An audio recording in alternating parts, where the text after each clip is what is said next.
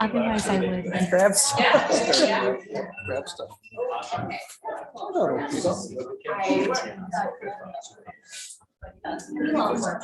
It's reasonable. Yeah. Because we've been holding it for so long. It's a good point, though. No job. All right. So we are here at the Middleton Common Council, and I'm looking to see if my friends on council can step forward. Am I missing just one? Oh, is Alder Schaefer on vacation as well? Fantastic. Thank you. So calling to order, today is June 20th. We're calling to order the regular council meeting and starting with roll call. Alder Schaefer is absent and excused. Alder Wokus is absent and excused. Alder Cole. Here. Mayor Kuhn. Here. Council President Nelson. Here. Alder Jackson. Here. Alder Heniro. Here. Alder Lorman. Here. Alder Crow. Here. Okay. Moving forward to public comments. I appreciate everyone that stepped up. Thank you.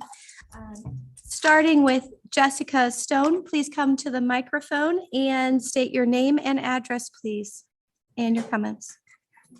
And please note you're limited to 3 minutes. I'll be quick.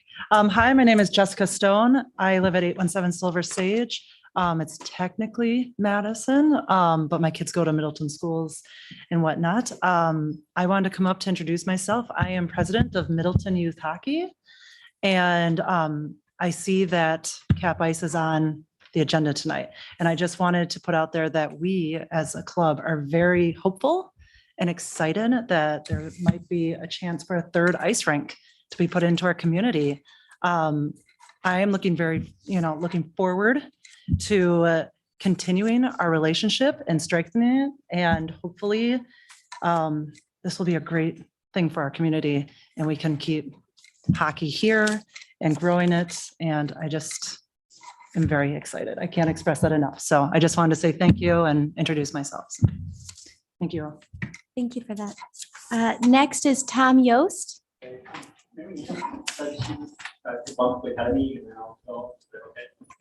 I'm sorry, who? Tom Carmen.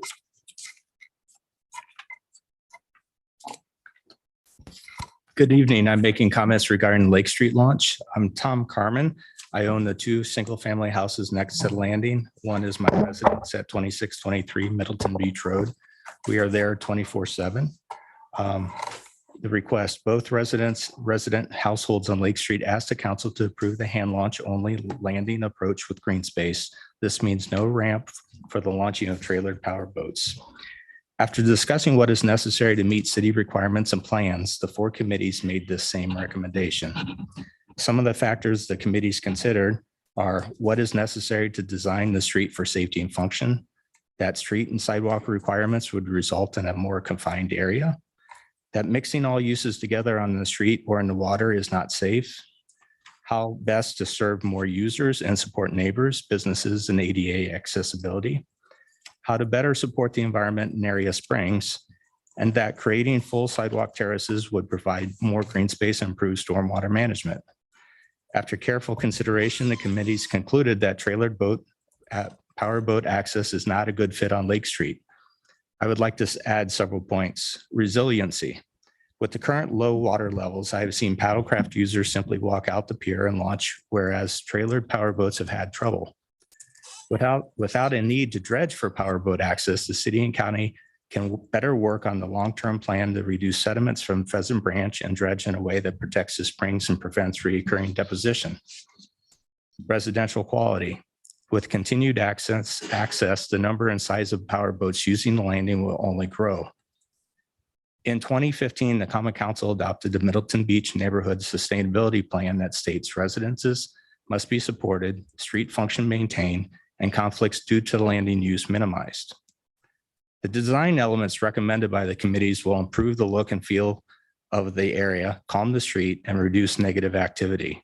More importantly, residents will not wonder what conditions will be like in 10 years.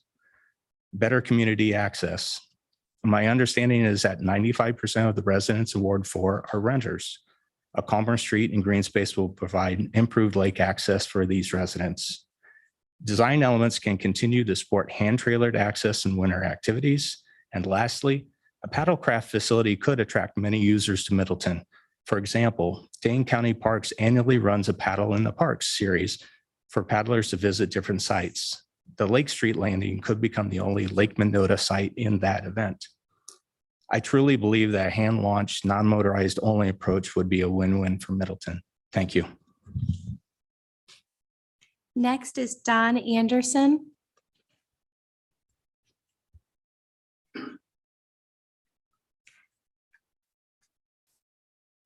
Hi, my name is Don Anderson, 6031 Lake Street, and I'm commenting on the boat landing.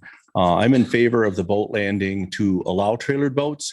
One of the things that I'm going to try to pinpoint here is we're still using active sailboats. They're launched out trailers. They're not power boats, but the ruling I see if you don't allow trailer boats is not going to allow them to launch there. A lot of small craft sailboats launch there with a trailer and sail out of that facility as it's on the proper end of the lake for easy sailing in and out. The other aspect of that landing is winter use. We use that landing a lot in the winter. I'm a sailor. We ice sail out of there. Many fishermen, four-wheelers.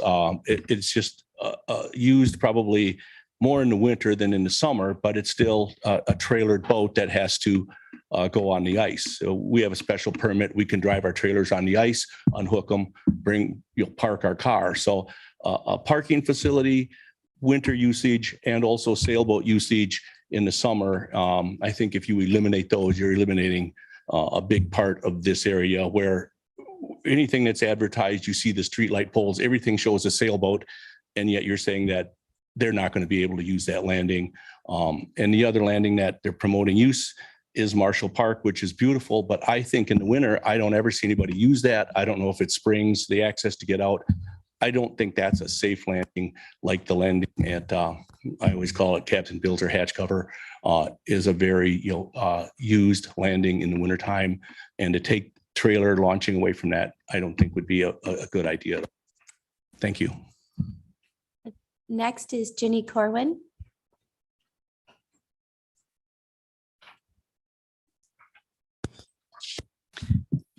I'm Jenny Corwin, president of the Middleton Beach Road Neighborhood Association, and I'm speaking regarding the Lake Street Boat Launch redesign project.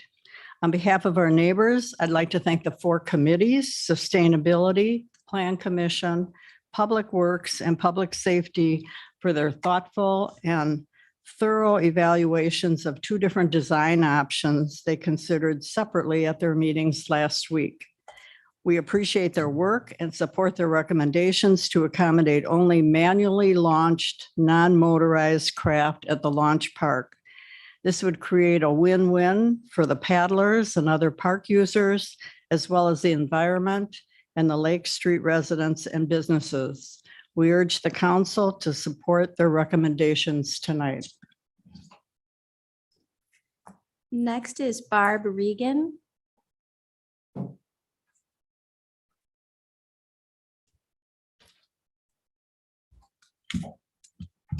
My name is Barb Regan. I reside at 7419 University Avenue. I'm an avid kayaker and I use the Lake Street ramp probably 5 times a week. I'm kind of wondering why we're all here trying to fix something that isn't broken, because I feel the ramp as it is absolutely fine with its use. Even as an avid paddler, I'm opposed to the proposal of having a paddlecraft only launch. I'm opposed to the proposal of having restricted hours to access, and I'm opposed to the proposal of having launch fees implemented. I've never personally felt unsafe coming or going with power boats there presently at the same time. I respect their space, they respect mine.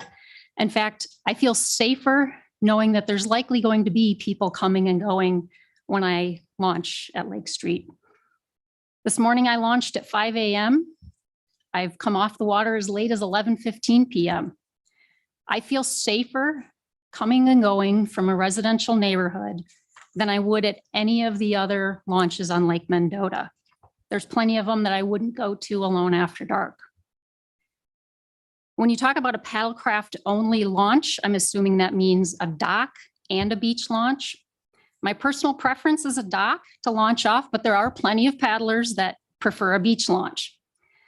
I can tell you out of those who prefer a beach launch that none of them want to step into the putrid muck that's at the Lake Street ramp presently.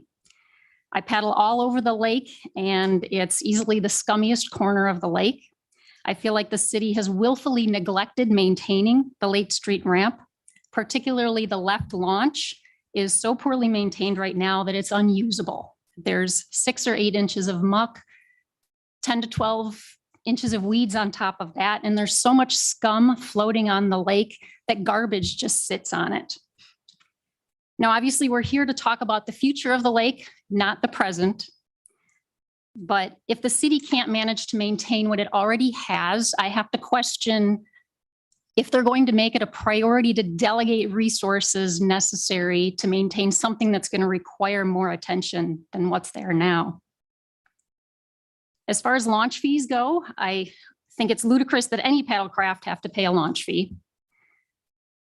And it's the only free access point that I'm aware of on Lake Mendota.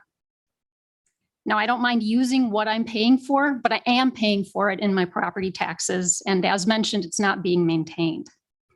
If fees are going to be imposed to launch at Lake Street, I'm suggesting that only non-Middleton residents have to pay to utilize the ramp. Lastly, as far as green space goes, it's 66 feet.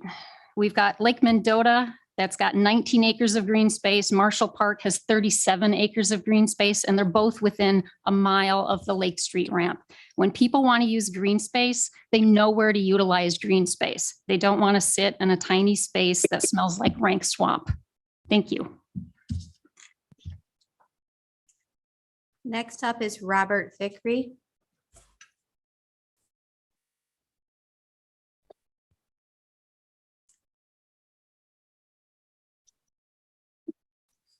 Good evening, Robert Vickery, 5967 Lake Street. Obviously here to talk about the boat ramp proposal as well. I'll keep this very brief. I'll say I'm in support of continuing access for trailer boats or power boats. Okay. I don't believe it makes sense to restrict access one group in order to provide access to another group. And actually at this time, all our groups do have access, paddle boards, kayaks, canoes, power boats, etc. So I'm just in favor of keeping access as is. And to reiterate the point that Don made earlier about the winter access, which is also very important at that location. Thank you. Thank you. Tom Yost, do you want to circle back? Very good. Next is Sharon Smith and then Mary Ann.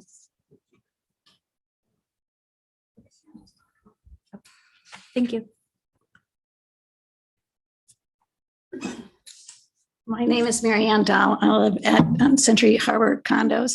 I have very little to say because I think that woman pretty much said everything. I think the place is a mess. I'm shocked and appalled that the city isn't maintaining that. And I do wonder if that is because of all of this and where the parks are coming from, that they don't clean up that sludge. Also wonder about the green space. I mean, we have the park across the street, we have Marshall Park, we have the park on Middleton Beach Road. I really question what kind of money is going to be spent on this refurbishing or renovation. I don't know what it's being called. But I feel like the city infrastructure with the traffic and everything is really got a lot on its plate. I felt like this was going pretty fast. I don't know why we're going so fast on this whole, why we're moving so fast with this, but again, biggest concern has to do with who's cleaning it up. And I do think if they can't maintain it now, what's it going to be like in 10 years? Don't know. Thank you for your time. Sounds good.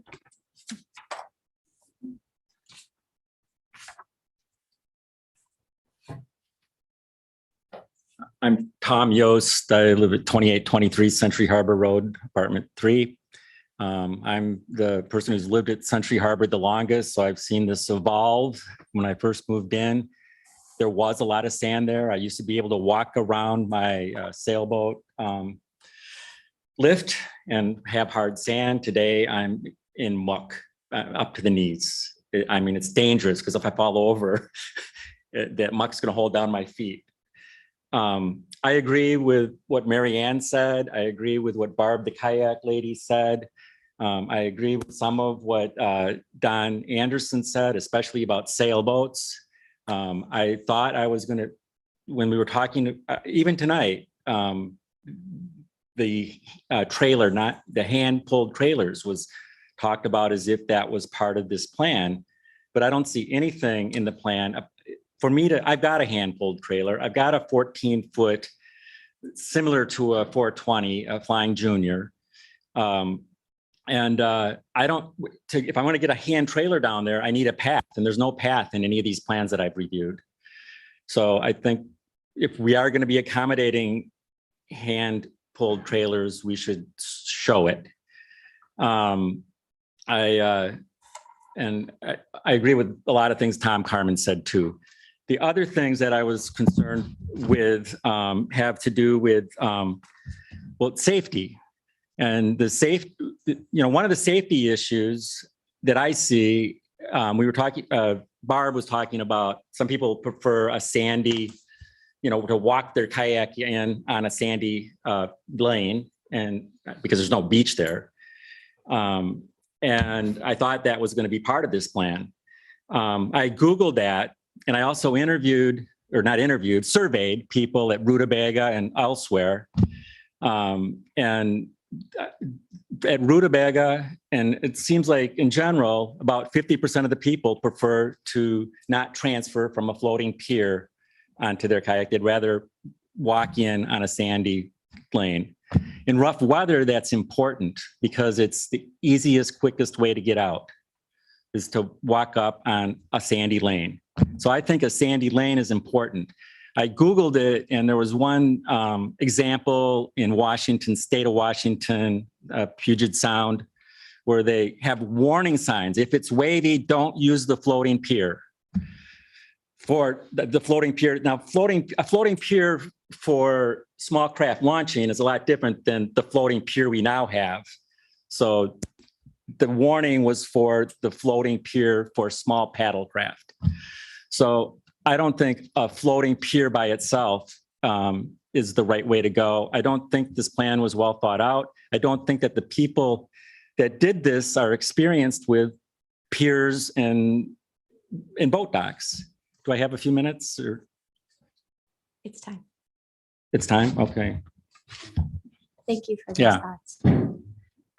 Do we have anybody online that would like to speak? And as you're looking, is there anyone in the crowd that would like to speak? You may take the.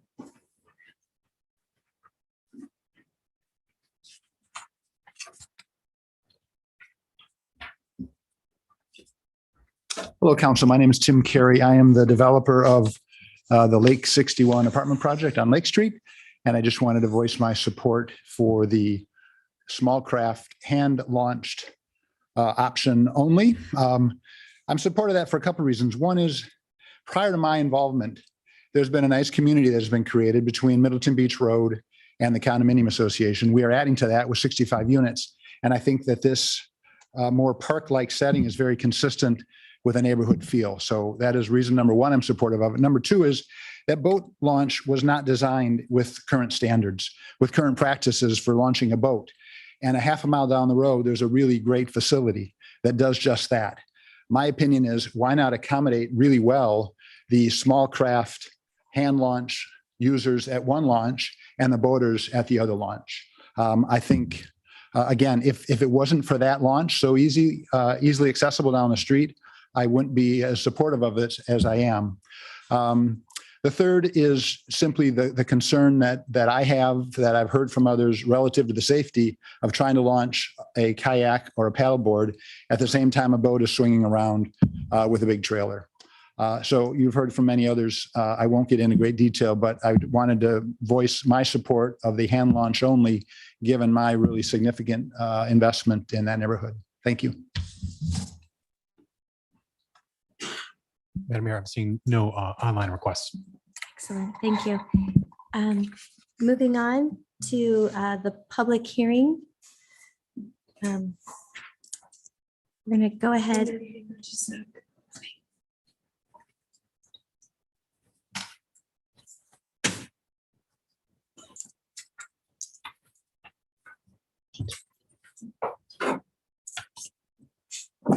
It looks like we have two comments. One is from Michelle Bond. Do I read it into the record, Brian? Okay. From 2501 Middleton Beach Road, priorities for boat launch park area. Some sort of ramp that's usable year round to access the water and ice for kayaks, people and ATVs, and city rescue equipment year round.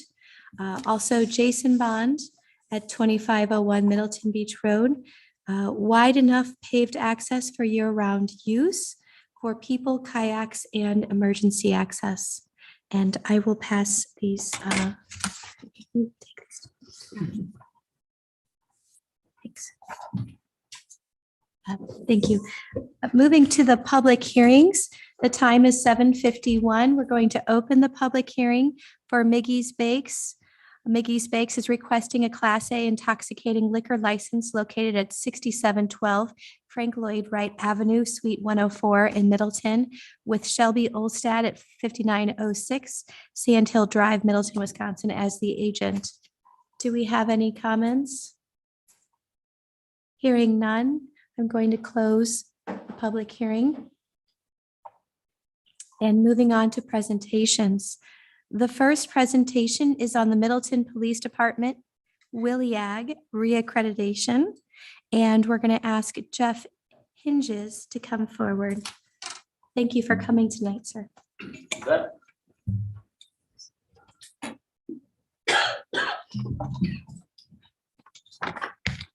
All right. Well, thank you, council members and members of the public, residents of Middleton.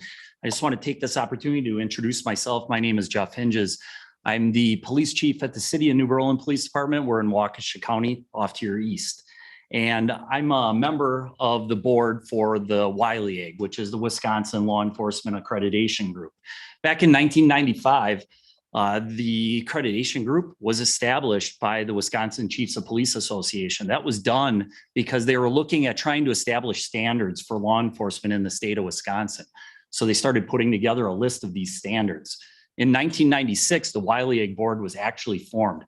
It was comprised, and it still is comprised, of approximately 16 members. That includes members of the Wisconsin District Attorney's Office Association, the Wisconsin Chiefs of Police Office or Police Chiefs Association, the Police Executive Group.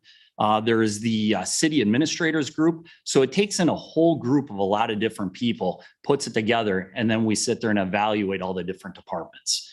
So knowing that, the accreditation process, you wonder, well, what is it exactly? Well, there's approximately 262 different standards that include 655 different dimensions. And what needs to happen is the department has to evaluate their internal operations and show proof that they are meeting all of those standards. It's not an easy task. At our department, we've been doing it now. We just got our reaccreditation this last year, and it was only our third time in the history of our department. Your department here in Middleton, this is actually their fourth. And during that time, they've been able to amass some pretty outstanding work. So what I would say is, I brought in the report, and there's a couple of things that I would like to read in here. First and foremost, being that it's their fourth, There's the 242 standards. There were 8 files that were needed to be returned. And you wonder, well, everybody's seeking perfection, right? But that's one of the lowest numbers that I've read since I've been on the board. So that's a credit to the chief and his staff for putting that system into place. I'm going to read a couple of quotes that are out of here real quick, just so you're aware of. And the person who did the actual assessment is Captain Laura Vandola. She's out of the Winnebago Sheriff's Department. She actually did our mock. She's very stringent and she makes sure that everything is where it needs to be. So hearing these quotes, these come directly from her. First quote is, files were extremely thorough, systematic, well organized, and had sufficient contents. The written directive system is clear, concise, and organized in such a way that they could be considered a model for other agencies, not just passing, but a model for other agencies. It is clear from the policies with minimal errors through proofs provided and overall agency dedication and cooperation that the Middleton Police Department provides exceptional law enforcement services and is held to a very high regard. Accreditation and the professional standards the process represents have become the philosophy of operations for the Middleton Police Department. The accreditation ideals have been embraced from the top down, which is crucial for any agency to succeed. So as you can hear, those were coming from a very thorough accreditation auditor who came into their department. And usually it takes about 3 days for them to look at all these proofs and to try to determine whether or not they would recommend approval. They actually were able to accomplish that in just about 2 days. A couple things they had to match up because the state of Wisconsin through the last couple of years have gone from the 5th standards to the 6th standards. And by meeting the 6th standards, you actually had to have policies in place already, but you were approving for the 5th standard. So Middleton will be on great path to getting the 6th standard all done in the next 3 years. So you might be asking yourself, well, where does that put your department? Well, it puts it in a pretty small number. The numbers always change because some departments are added because of a police department or a city getting a little bit larger. Sometimes they get a little bit smaller. But in the end, there's approximately 550 plus departments across the state of Wisconsin. And that number is sometimes almost even a little shocking to me. However, out of all those numbers, 43 are fully accredited. There's some smaller departments that do the core, but 43 that do the full accreditation that meet all those standards. And your department's done that now for 4 times and done it with a lot of success. So at this point, I'm going to say this is a great achievement for not just the department, but also for the council and the public here in the city of Middleton, because it sometimes takes a whole group to make this happen. The department has to put it all together, but you need support from everybody to make sure that these things can happen. And that's pretty obvious to me with this. So at this point, I want to congratulate Chief Hillenbrand and the rest of his staff from the Middleton Police Department.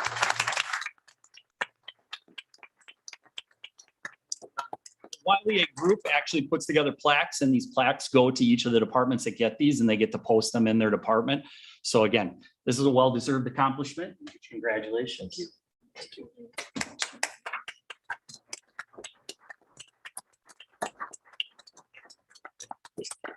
Just a couple of quick comments.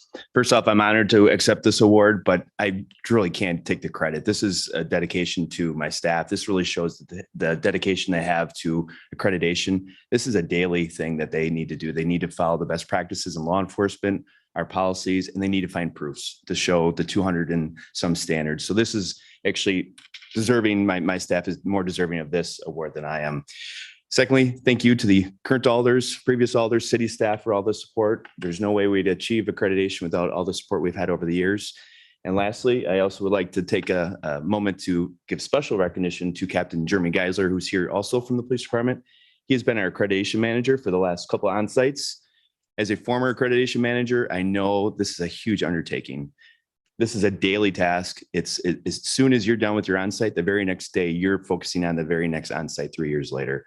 So Jeremy's done a fantastic job.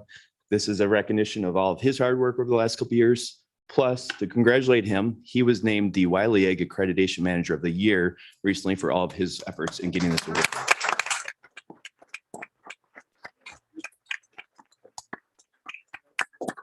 Picture? Brian, can we get one more? Sure. In the middle, right? You did all the work. Emily. Emily. Thanks, Bruce. Thank you.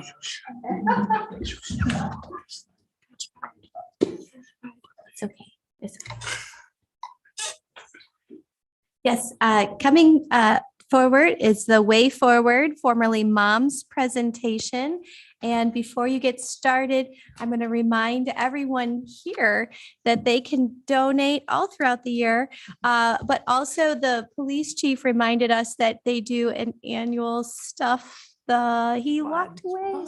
Squad. Yeah. And so, so if you're looking this summer for an activity, I like to go to that one, but please. Thank you. Thank you. So my name is Ellen Carlson. I'm the Executive Director of Way Forward Resources. Thank you for inviting us here today, just to sort of reintroduce you to our work and talk a very brief little bit about our name change and tell you a little bit more about what we're doing today. I've been with the organization for 21 and a half years and been Executive Director for the last 6.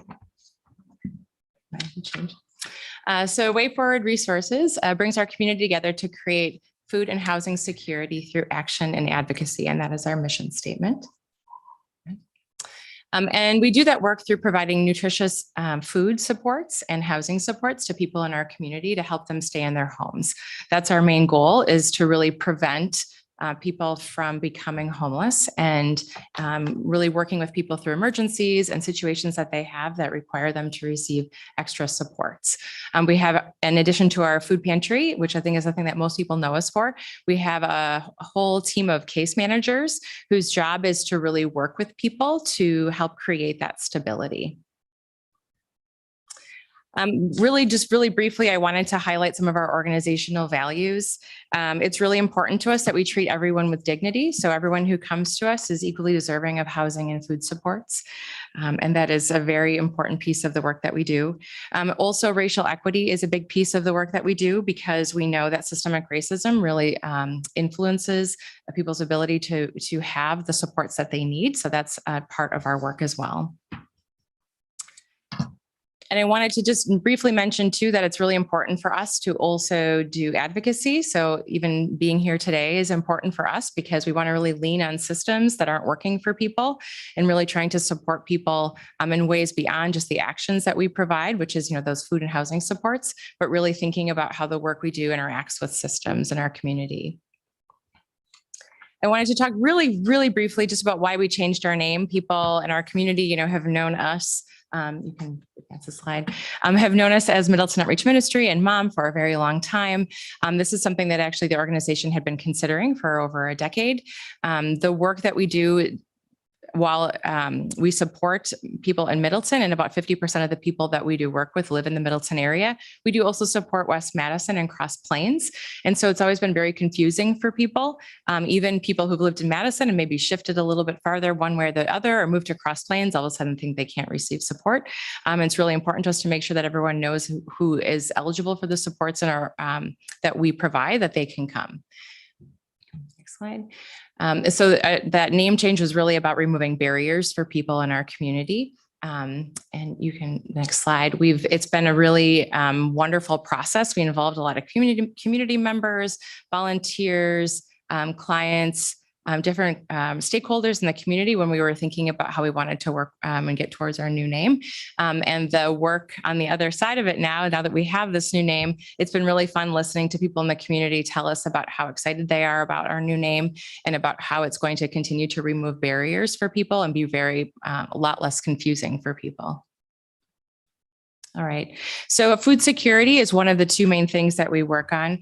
That is primarily done through our food pantry, which is the thing that most people know us for. It is open to all of Dane County. We made that change during the pandemic. That was something that actually all the food pantries in Dane County did. They got together and decided to remove those barriers for people. We have people who live in this community and need our resources. And we have people who work here in Middleton who during the day want to be able to come to use the food pantry to add extra food to their households. And instead of making and sending them all the way, back across the community, we wanted to be able to support them with their needs right here. We also provide food through a lot of different partnerships. So we work really closely with the school district to provide different types of food supports there and have mobile food pantries. One thing also people don't know is that we actually have several of our own gardens that provide food that we are able then to give out to people in our community. It's all that really wonderful fresh produce, right, that you all have from your gardens and see out there. We can get that directly to people. So the other piece that can you go back one? I just wanted to mention really briefly that we are serving more people than we've ever seen as an organization. Prior to the pandemic, it would be a very busy day if we were serving 100 households. Last week, we served 180 in one day.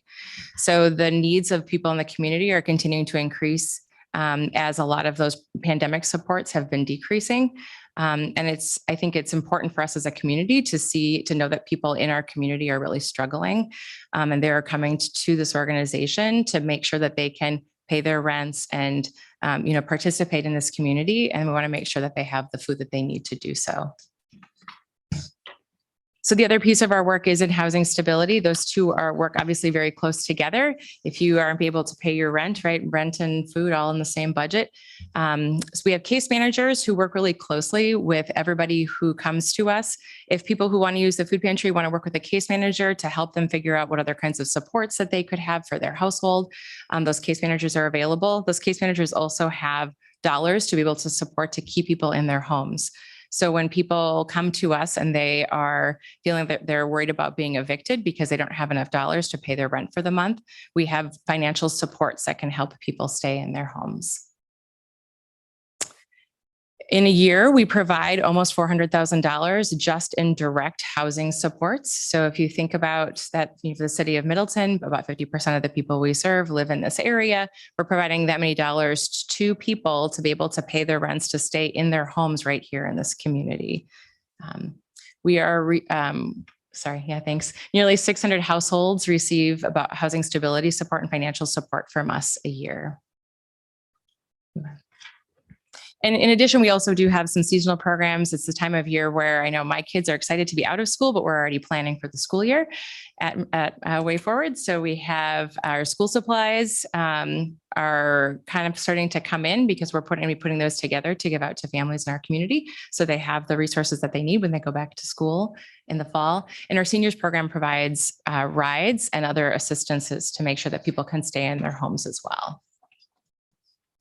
This is just a really brief overview of people are thinking of, where do people live in our community? They live everywhere in our community, all throughout Middleton. This is just a little bit of a kind of an overview snapshot, but people all throughout our community are in need of these supports. I was asked to give a really quick update and thank you to all of you for the assistance that was given to us through the ARPA funding. So the city of Middleton set aside $60,000, $20,000 each year to give towards housing stability support. And last year, that support was given to 37 different households for rent assistance, entry costs, utility assistance and auto repairs. And all of those people also received then support through our case managers, if that was something to help them kind of figure out kind of all the different pieces towards their stability and to get them access to the food pantry as well. And I would be remiss if I didn't mention that this isn't me, that this is all of the people who are on this list. That is a picture of our staff the day that we changed our name. Our program staff includes people who work in our food pantry, case managers, a development team that works with community members who are interested in supporting the work that we do to make sure that we're really working well with donors and community members to bring in all the resources that we need to distribute those back out to the community. We have a board of directors and we have hundreds of regular volunteers, but thousands of volunteers who come throughout the year to support the work that we do.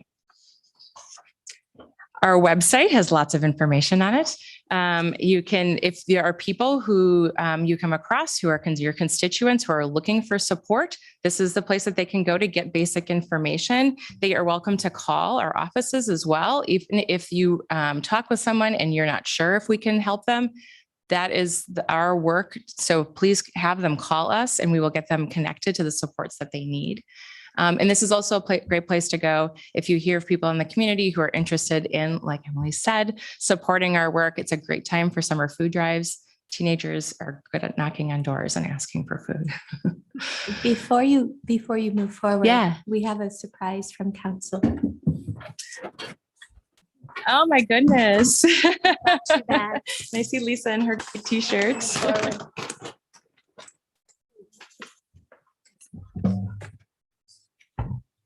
You have to come take a picture. Yeah, that's wonderful. Thank you.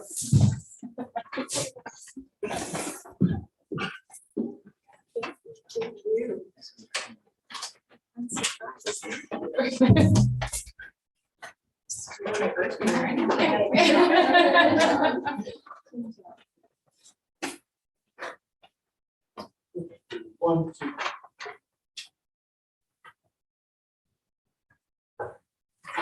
Thank you. Yeah, I'll just put them all back there. I can get that. I'll pull my car out. Yeah, thanks. You're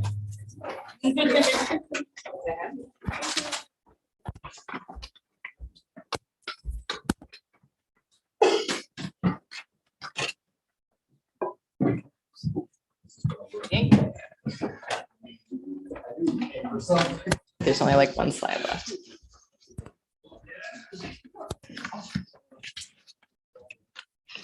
Thank you, everybody. That's a wonderful surprise. And I just wanted to mention that, you know, it's people in this community that make the work that we do possible. So thank you to everyone for what you just did. It's, you know, thousands of more people like you and thousands of people in this community who volunteer to make the work that we do possible. So we really appreciate the support of the city, has been a tremendous partner of ours for a very long time, and of all the people in this community who make our work possible. Thanks.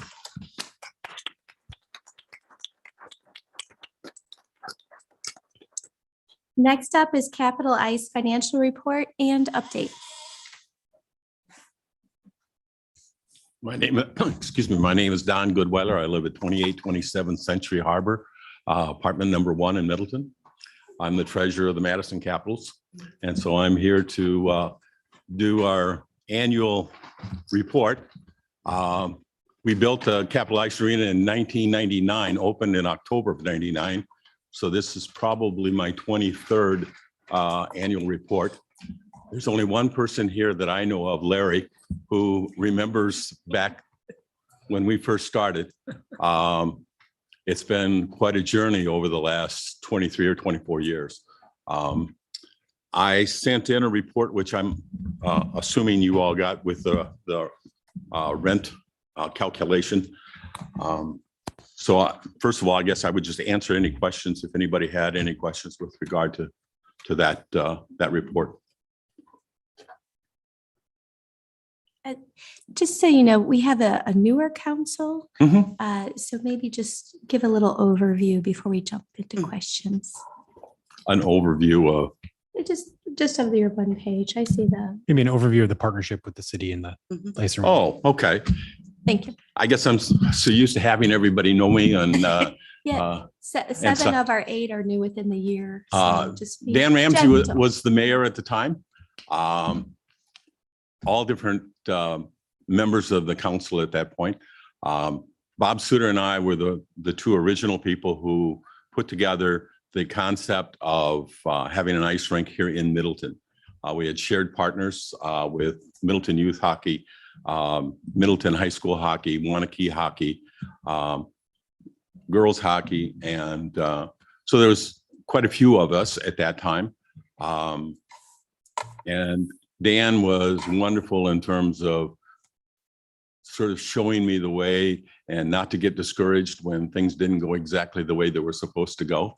And to keep a stiff upper lip and keep working forward, and that good things were going to happen to us. And sure enough, we did. I see there's a plaque out in the display board, or a display case out here, which shows the initial starting of Capital Ice in Middleton. What some people may not realize is that this was our 3rd location in Middleton. We started out, we were going to be out towards Wanakee, where there's a soccer facility now.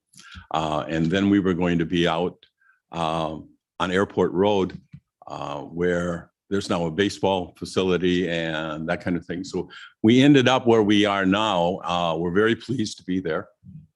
It's been a good relationship with the city. It's been a good relationship with our neighbors and other members of our.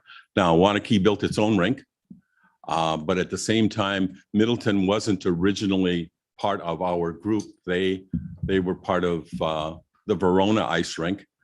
They had hoped to build the Verona ice rink, and then it went on. Verona grew and Middleton grew. So when we were going to build the rink, Middleton then came later on and became part of their youth program, became part of our organization. And so we've been sort of partners ever since. Just to add one thing. Yes, sir. Don is coming here not only to be a nice guy, but because our original agreement requires an annual report to be made to the council once a year, which he has faithfully done every single year since that time. Much to the amazement that I'm still one of the few. Larry, you and I are one of the few that are still around after all that time. Fossils, right? And we had humble beginnings, and now I think I reported last year with the activities, the special activities, the USHL team and stuff. We do somewhere around 7,700 rooms that are brought in by our little building out there. Wow. So we service a lot of people. Our payroll for the Capital Ice is around 275,000. Most of those people live right close to our community here. So we do a lot of things. We just hired our second Pathway to Wisconsin employee. So we're kind of proud of being able to help out in ways that other people may not imagine. I'm gonna just take a minute and kind of read down the list of the people that we actually sell ice to and service. Of course, the Madison Capitals, Wisconsin Capitals, which is a part of the Madison Capitals, the Capital Girls Hockey Team, the USHL team, Middleton Youth, Middleton High School, the Madison Gay Hockey League has their events or their Sunday night skates with us. We have several adult skating team associations that skate at Capital Ice. We do a number of tournaments. Now we limit the tournaments to 8 or 9 a year. 5 of those happen during the high season, and 4 of those happen in the off season. So that because there just isn't enough ice available. We have open skate. We have summer camps. The Middleton High School or Middleton school system has a gym class that meets out at Capital Ice. We run a spring in our training sessions. We run a spring training program called Ignite, which is for our USHL coaches run that. It's an invite only for more skilled players. We have a 3-on-3. I was out watching them play 3-on-3 last night. These are kids that are like this tall. We just have cushions that will go across the ice.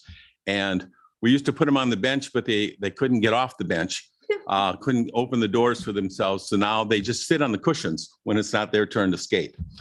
They go in 1-minute shifts and they're out there and they really give it. They enjoy the program. We also have a women's summer program. We also have a high school. It's basically junior high and high school summer skating program. We have Learn to Skate. Mostly it's been littler kids, but we're investigating now to have adult learn to skate and adult learn to play hockey. There's only 2 places in all of Dane County that have adult learn to skate and adult learn to play hockey. Both are sold out every time they have a session. So our problem is just having enough ice to be able to have a session and have a reliable session. We also sponsored the International Hockey Federation's women's tournament in 2022, which was an international hockey event. We sponsor the Middleton Chamber event. We've done that over the last 2 years. We have, this year was our first year with the WIAA. They moved from the Coliseum and they had their skate at Middleton. That was much more successful for us than the international one. So we're hoping we have a two-year plus a 2-year option on that. They seem to be pleased. We've been pleased. There's some things we want to modify with regard to some of the parking and stuff like that. But at the Coliseum, you could put 2,000 or 2,500 people in there, and in an $8,000 or 8,000 seat venue, it looks like there's nobody there. These kids were so excited, the players and the coaches. The crowd was right there. They score a goal and they go over and they hit on the boards and, you know, for their fans and stuff like that. They really had a good time. I think everybody enjoyed Capitol Ice as a facility. We're working really hard. It doesn't always look like it, but we're trying to arrange for more ice than what we have. Our users and ourselves, we all suffer from not having enough ice. We could do a lot more learn to skate programs for little kids and other people. We just have enough ice to put them on. And you have to have reliable batches of ice so that you can have a repeating program. So you'll probably be hearing from me again soon. We're meeting back again with the architects. We've gotten some approvals. And so we're going to meet back with the architects, see if we can't get some firm drawings. And I don't see Abby isn't here. Oh, I'm sorry. I'm okay. Abby's here. So we'll be working back with Abby, and she knows the architecture firm that we deal with. So we'd like to have something, not this fall, but a year from fall, something in place to give us another sheet of ice.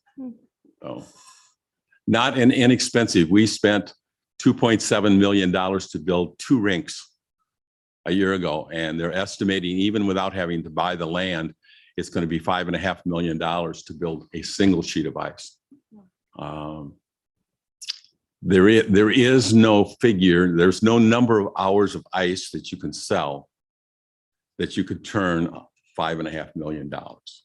So the challenge is going to be some of it fundraising, some of it is in how we can get all of this arranged. So we may be reaching out to get help, but we're confident in the next 10 months or whatever that is, or so, a year from October, that we're going to have more ice. Thank you for that. Sure. Bill, can you go over a little bit for the council on the city's, the finance piece on this? Yeah, so the city has a long-term agreement with Capitol Ice back from 1999 when the facility was constructed. Capitol Ice is located on city-owned land with a long-term lease. I believe it's 30 years with a couple of extensions for a 50-year term. As part of that agreement, there is the annual financial report. There is the possibility of a rent payment being made to the city based on the distributable cash. And in certain years, including this year, there was actually a net negative into the distributed cash. And part of that has been because of additional costs. Part of it has been the continued reinvestment in the facility. So repair costs as well as capital improvements. And the way the agreement was structured, it looks at cash flow. So if there's more investments going into the facility, there's not a rent payment coming to the city in that year.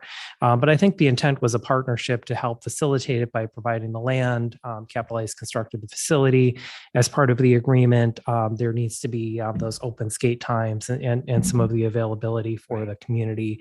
And the facility is also exempt from property taxes as part of the way the agreement was structured. And Larry, if I missed anything, feel free to jump in, because I know you were instrumental in putting that all together. I would like to say that the city gave us put in the land. Our capital board of directors, we built the building and we turned around and gave it to the city. So you're not charging yourself property tax. But on the same token, if you try to finance anything where you don't own the building and you don't own the land, bankers tend to look at you a little bit strange that way. So it's good that we have a good set of boards, our board members. Ryan Suter I don't know if a lot of you know him. He's been a hockey player. He's about 39 years old. He signed a $100 million contract when he went to Minnesota. That was about 9 years ago.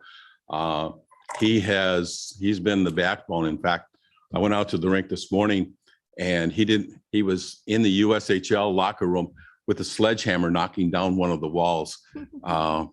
He's just a hands-on guy. He loves the facility.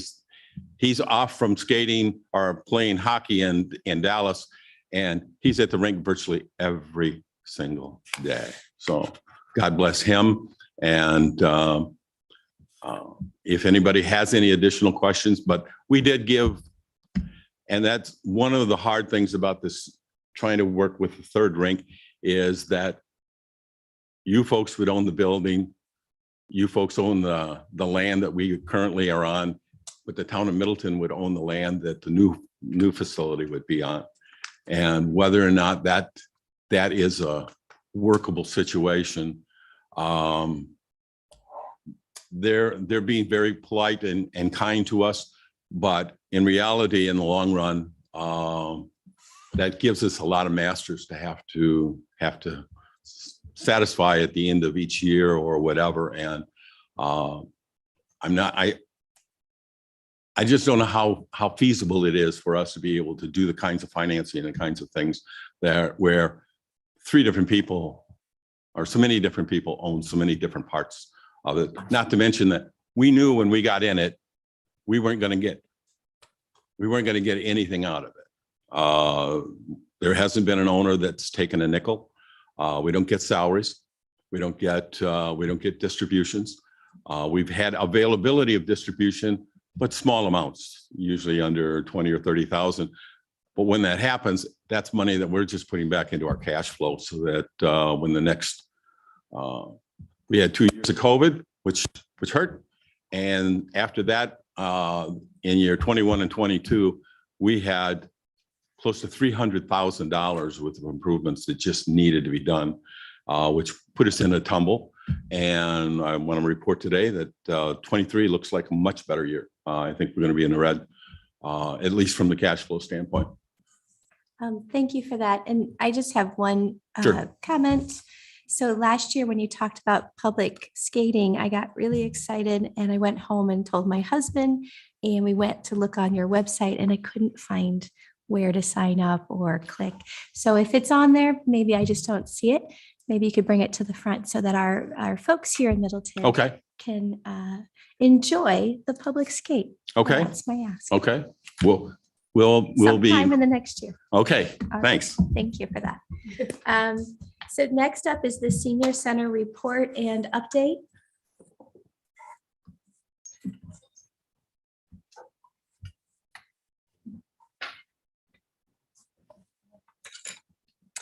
Well, good evening, everyone. I'm Tammy Derrickson, Director of the Middleton Senior Center.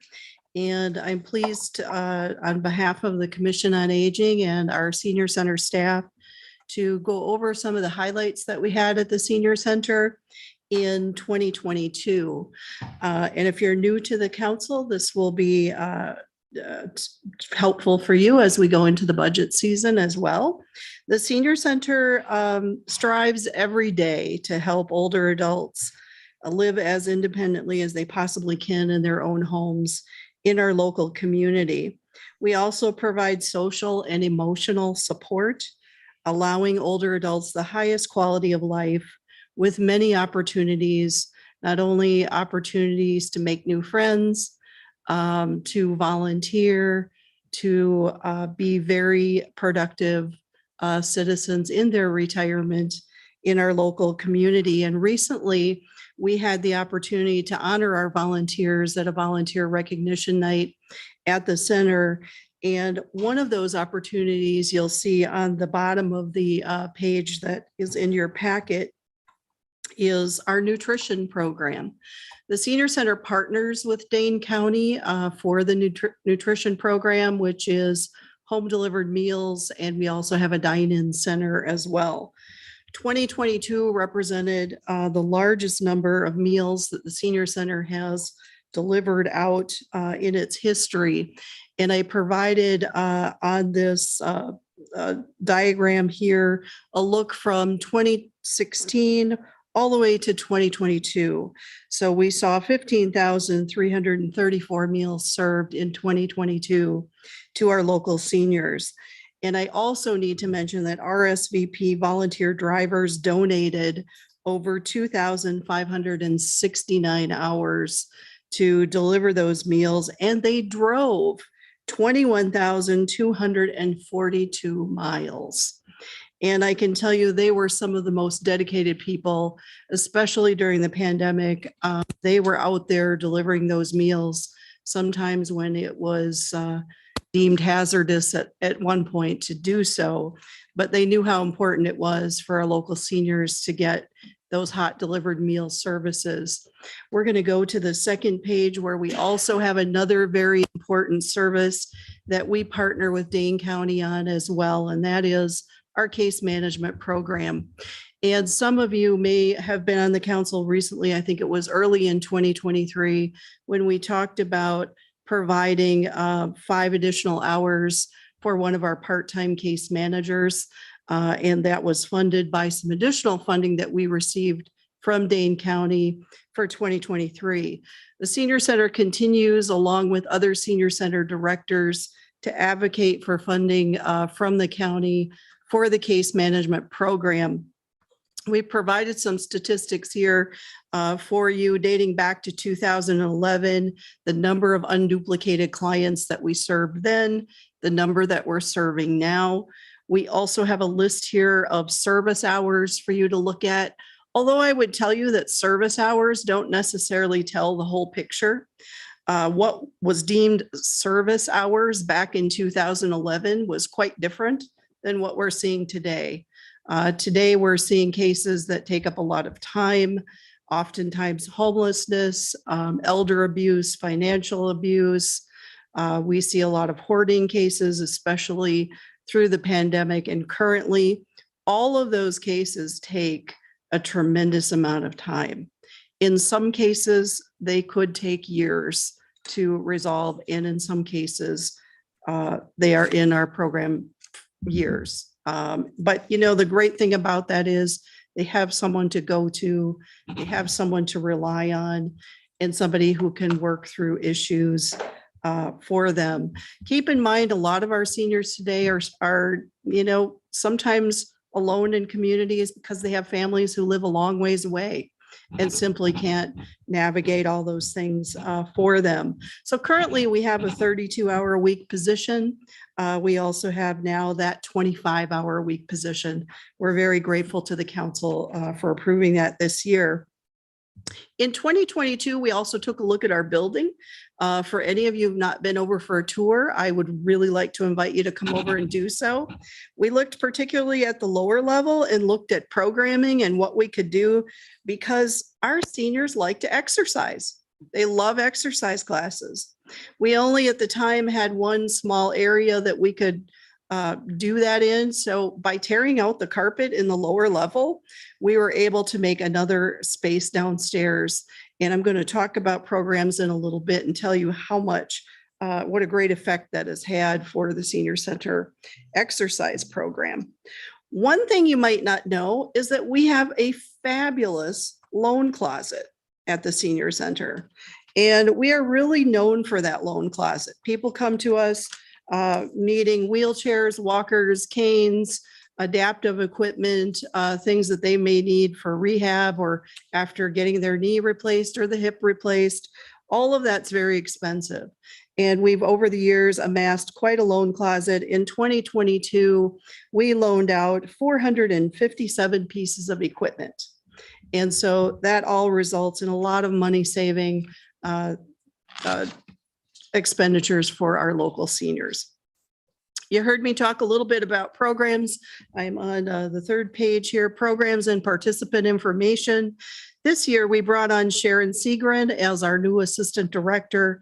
Sharon came to us with a background in working with seniors in assisted living and through the YMCA. But Sharon took a look at our exercise program, and we talked about the fact that we had so many wait lists for the limited classes that we had at the time. I think we had 4 exercise classes at the time. And I mentioned we took out that carpet, opening up a whole other area. Today, we have 13 exercise classes. And a lot of those are full right as soon as the sign up opens up when the new newsletter comes out. We do have some newsletters here on the table. If you want to pick one of those up, please do so. We always leave them out in front of the senior or in front of City Hall as well. The Senior Center operates a lot of our programs through a software program called My Senior Center. And that program has the ability to track the number of visits that we have in the facility. We track program statistics, we track demographics. While it is difficult sometimes to get our seniors to sign in and follow that system, they have gotten a lot better at it in the last couple of years. And we've really been working on sort of controlling that and trying to get them to use that sign-in system. We estimate in 2022 that we had 30,594 visits to the Senior Center, whether it be for programs, whether it be for services and information. Those participants, our age range was really spectacular because I love to see that 55 number in there. That was something a few years ago that was tough to come by, but we are starting now to see the 55-year-olds come in all the way up to 100-year-olds that still utilize our services in one fashion or another. Off to the side here, I've got some program statistics, a snapshot of some of the things that we do, assistance and resources, educational programming, creative programming, entertainment, social events, games, trips, day trips, and extended trips. Guess what? We have a group going to Iceland this year in 2023, and we're currently taking signups for a trip to Tuscany and Portugal. So how do you like that? Also, we have transportation services as well, partnership programs, and we also have a number of support groups that on an ongoing basis support things like caregivers, people with essential tremors, people who perhaps are dealing with Alzheimer's or early Parkinson's disease. But you know, it's all about the volunteers. The volunteers really make us shine over there. In 2022, we had 11,000 total volunteer hours and 125 regular volunteers. We produced 19,200 copies of the newsletter were mailed out with the help of 20 monthly volunteers. 40 volunteers delivered meals. 20 volunteers work on a regular basis in the kitchen, actually packing those meals. And also the center partners with the RSVP program of Dane County. And what that does is it allows us to provide medical rides. And in 2022, we provided 333 medical rides. So these are critical rides. People maybe need trips for chemotherapy. Maybe they need trips for kidney dialysis.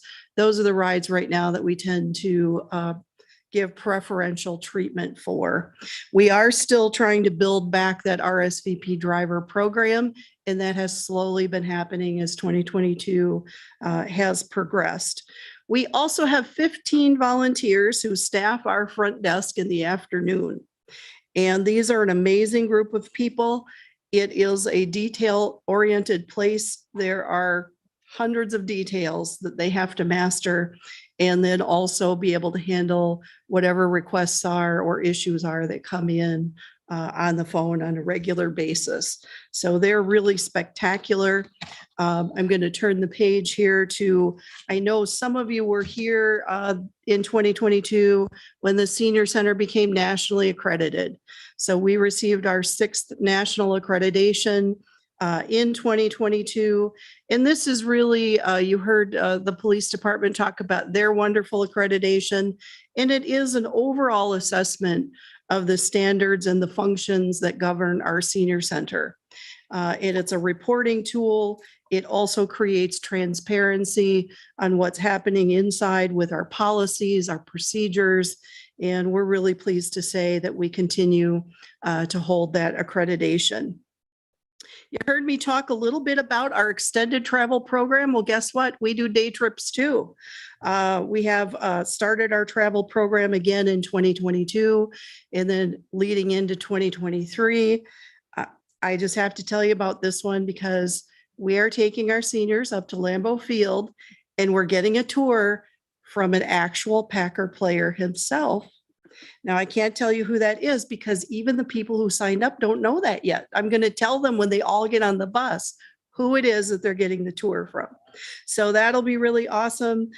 We have a trip to Galena planned coming up. We've got a boat cruise in Dubuque coming up, and those trips have all done very, very well for signups.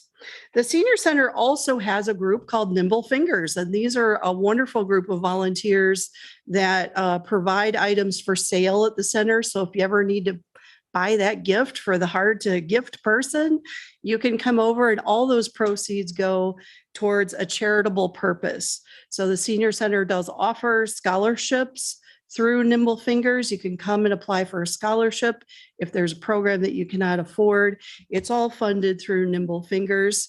And if you've noticed recently, those really beautiful flowers outside of the Senior Center in the large planter, the Nimble Fingers ladies provided the funds for those flowers this year. So our hats go off to that very dedicated group of people.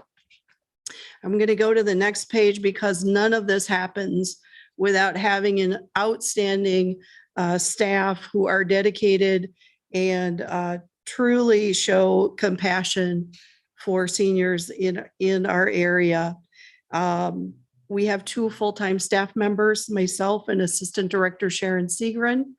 We have dining site coordinator Jackie Kalow. Let me tell you about Jackie. She's outstanding. When I have to fill in the dining center for Jackie, seniors call and they say, "Is Jackie there?" And I'll say, "Well, I'm sorry, Jackie's off today." "Oh," I said, "Can I help you?" "Oh, well, no, not really. I just wanted to call and tell her about this, that, or the other thing, or ask her how she's doing." That's really wonderful to hear because it speaks to the relationship that she has to the people in the meal site. We have longtime case manager Jill Schonenberger. Jill manages some very, very difficult situations and is really our rock in the case management area. We have a new case manager, Vicki St. Laurent, who joined us recently, and Vicki's picture is here. And Vicki is the individual who received the 5 additional hours at one of our meetings. Wonderful volunteer coordinator, Melody Vogt, is done a great job in organizing our volunteers. Everyone really loves Melody. And of course, administrative assistant Jim Wexler. Jim is very beloved at the Senior Center by everybody he works with. We added Laurel Bussey this year to our front desk staff as well. You can see a lovely picture of her. One of the other great things we do is we provide tax assistance for people perhaps who cannot afford to go out and get their taxes done. This program has grown every year I've been there, and this year set a record of 422 tax returns. All of those taxes are prepared by trained volunteers through the IRS and the AARP Tax Assistance Program, and they do amazing work and are very patient. Through snowstorms, we've done taxes at the Senior Center. I'm also very pleased to talk a little bit briefly about the Commission on Aging. I really, going on my 5th year at the center, I've never worked with a finer group of people than I have on the Commission on Aging. They're all very up on the issues, very concerned about what's happening in the local community, and they're very involved in what's happening internally at the center from a policy standpoint to basically what's happening within the facility itself. And so they are 8 members of the community and an appointed alderperson. We're very pleased to have Jennifer join us at this last meeting. And so I'm just going to leave you with just a couple of current positive notes.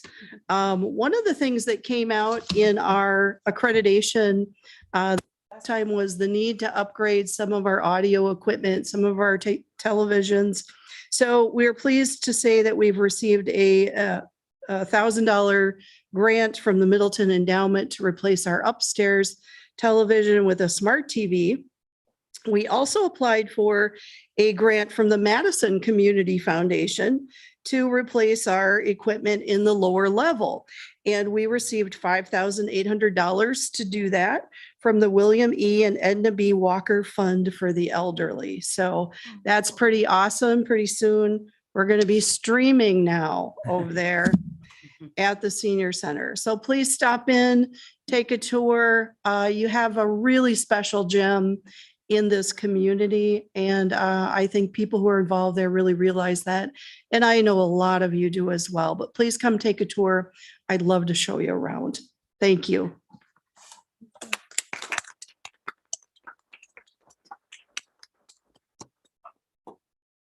Thank you for that. Moving on to proclamations.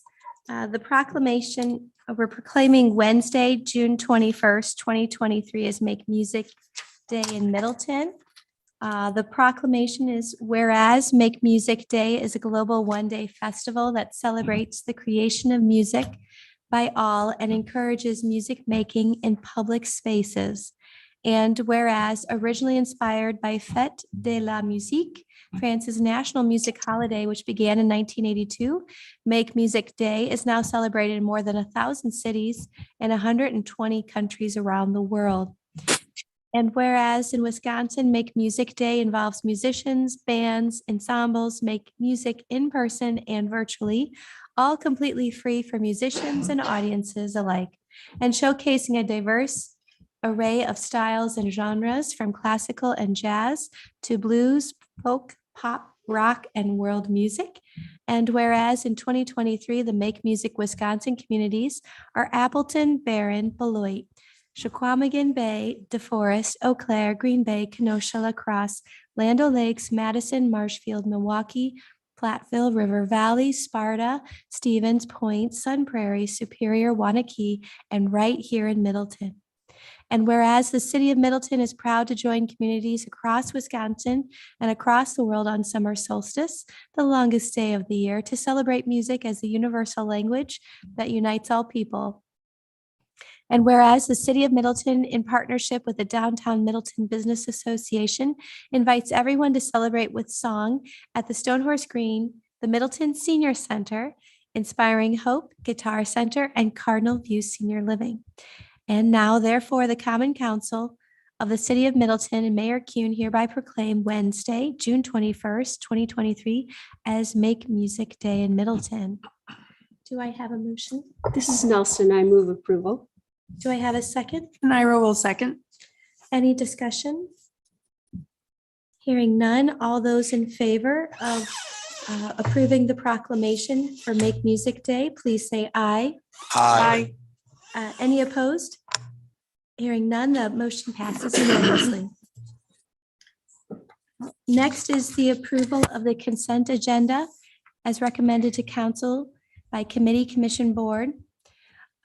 First is the approval of June 6, 2023 Common Council minutes.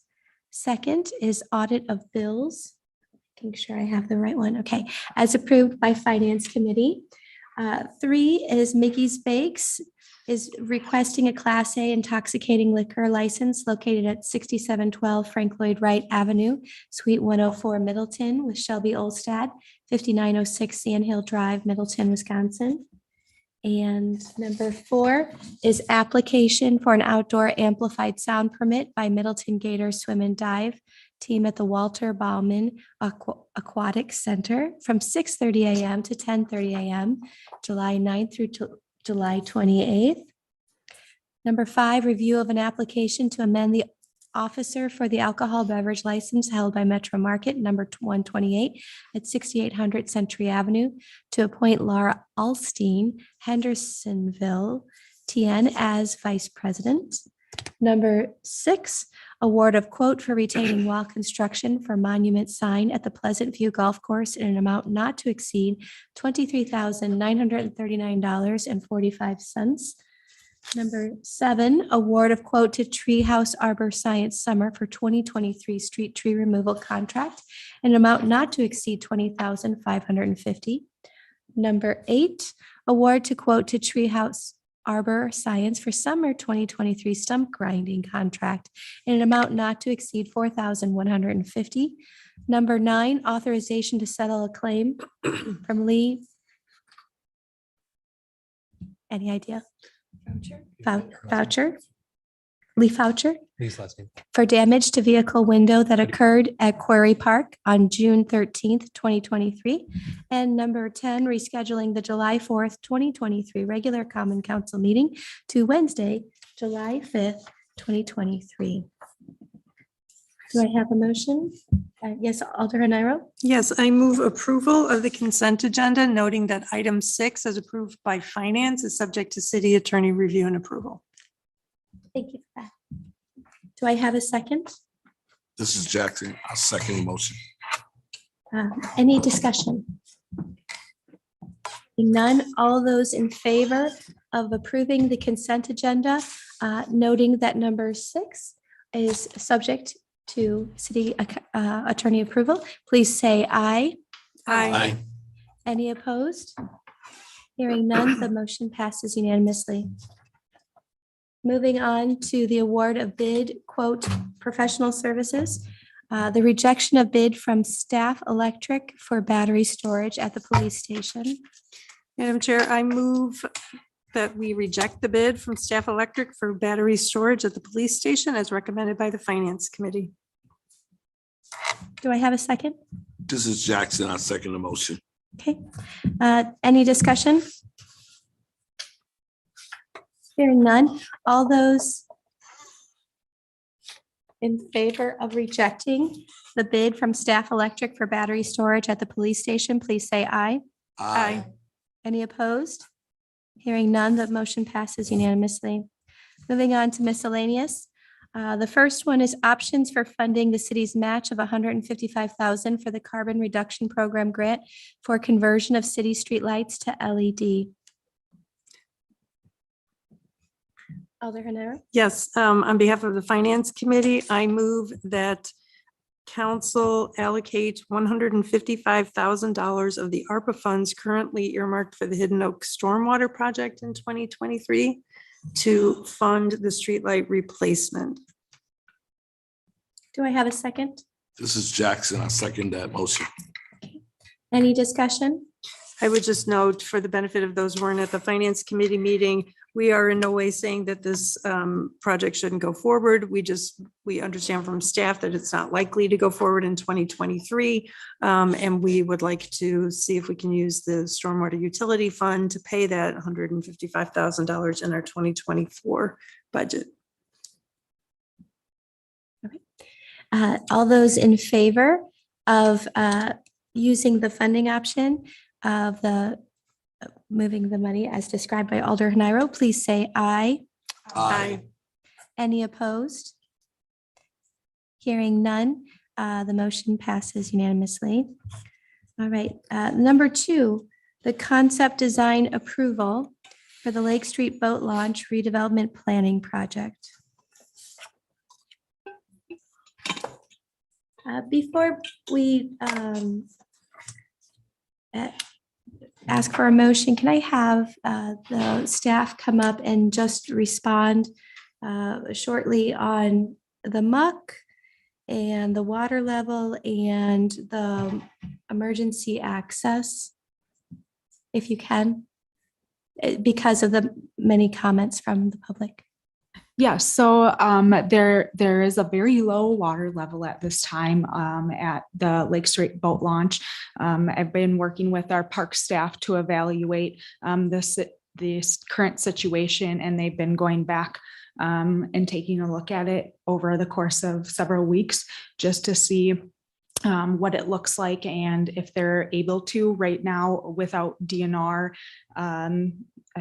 approval. We can't go in there and do anything with the bottom of the lake. We can look at pulling weeds or taking anything off the top of it. So that has been instructed to staff. We have a lot on our plate right now, and we're trying to manage priorities. This is definitely on the priority list for our staff. So they were down there again today, taking a look at it and hopefully able to take off at least any of the garbage. I'm not personally aware of that, but that definitely needs to be managed if there's any garbage down there in the lake. And then just trying to make sure whatever we can do on our end. I'm also would like to get in touch with any of the city or the county and just learn about some more programs that we can do to create a better service moving into the future, and just trying to be aware of what we have done and what we can do in a better way for the community in that area. That's good. Thank you for that. And can you remind me again about the paramedic access, not the paramedic, EMS rescue boat? Thank you. Yes. And because of the fireman's boat, we have to have access for the emergency vehicles. Yeah. Because I know there was some concerns about that. So currently the rescue boat is located down there. They do have access. Nothing has changed to the current situation of them having access. I've been in conversation with the fire chief and with the EMS as well over the course of this design concept and preparing for as we prepare all the designs for that Lake Street, and that they've been included in every single design A through F, and they are aware of all of the different designs and have been included. That has always been made a priority. Thank you for that. So, do we have a motion or any clarifying questions? I have more questions. Kylie, looking in the packet, I'm confused on what design we are settling on. So there are, with the recommendations that have been brought forward from the 4 committees, it doesn't solidify one design as it is.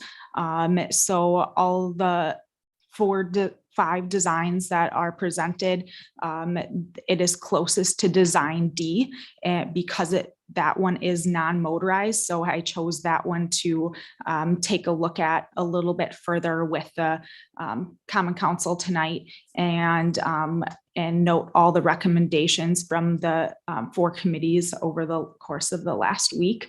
But design D would be most representing the yep, correct. Thank you, Brian. And so all of the punch list that's provided from staff and committee recommendations, I chose this one as the framework, and then really all those recommendations would be amending this design to come to a final design, but that needs to be determined by council tonight as far as what direction we would like to go, because I don't want to go back to architecture and have them keep designing. We need to make a decision on what that concept is and kind of what the priorities are for down at that area. I see a list in the packet with all the recommendations, because we had something in plan. While you're looking, Alder Jackson and then Alder Haniro. I just, Madam Mayor, I just have concerns how we moving forward with any design. I think the last time this came up, the same issues have come up again tonight, the safety concerns and environmental concerns that I don't see has been addressed concerning how, like, solid answers, how are we dealing with that? Hearing some of the public speaking tonight, they're still dealing with the muck, the garbage, the things that are going on. And I think we chaired it to go to these committees to address mainly the safety concerns and environmental concerns the last time. So how did we come forward with a design?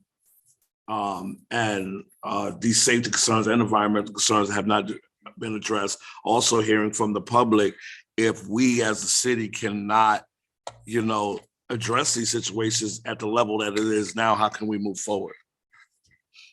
Do you have any thoughts? Yeah, I'm sorry. Yeah, so the safety concerns, those were definitely brought up for the design going forward. And we aren't addressing, I guess my concern there is just that we definitely have issues down there to address as the current design, but the discussion tonight that is more for the safety concerns of what the design would be moving forward or in the future. That's the discussion, is the future design of that area. Alder Hanara. Madam Mayor, I would like to make a motion, and after that, I'd like to have discussion so I can address Alder Jackson's question. So I move approval of Lake Street Concept Design Option D, consistent with the 18 comments and recommendations from Public Works, the Plan Commission, and the Sustainability Committee listed in the staff memo on page 99 of our packet, prepared by Kylie Shearer and dated June 14th, 2023. Do I have a second? This is Cole. I will second so that we can have discussion. Thank you. Is there any discussion? I know Alder Hanara, Yes. you said you wanted to respond. Yes. So can we bring up the page 99 going into 100 of the packet? Thank you for naming the number for me. Sure. So you see the first item on page 100 is prioritize safety, functionality, and ease of accessibility for non-motorized boats, canoes, kayaks, and paddle boards. So the safety concerns, they may not be addressed in option D that we're looking at right now, but the concept that all three of these committees, and I know public safety weighed in on just the public safety aspects, and those are covered too, but Sustainability, Plan Commission, and Public Works addressed all the concerns that we heard at the previous council meeting when this referral was made. And I'm saying this because I'm two members of two of the committees, Plan Commission and Public Works. And we also tried to make sure that whatever the design concept is, that it's consistent with city plans like the comprehensive plan and our complete streets policy, and wanting to make sure that pedestrians and the most vulnerable users of streets like this are protected. So I trust that the next step will be for architecture, maybe with a reminder that they need to demonstrate their credentials and their ability to design specifically a park-like setting that includes launching of canoes, kayaks, and other paddlecraft by hand.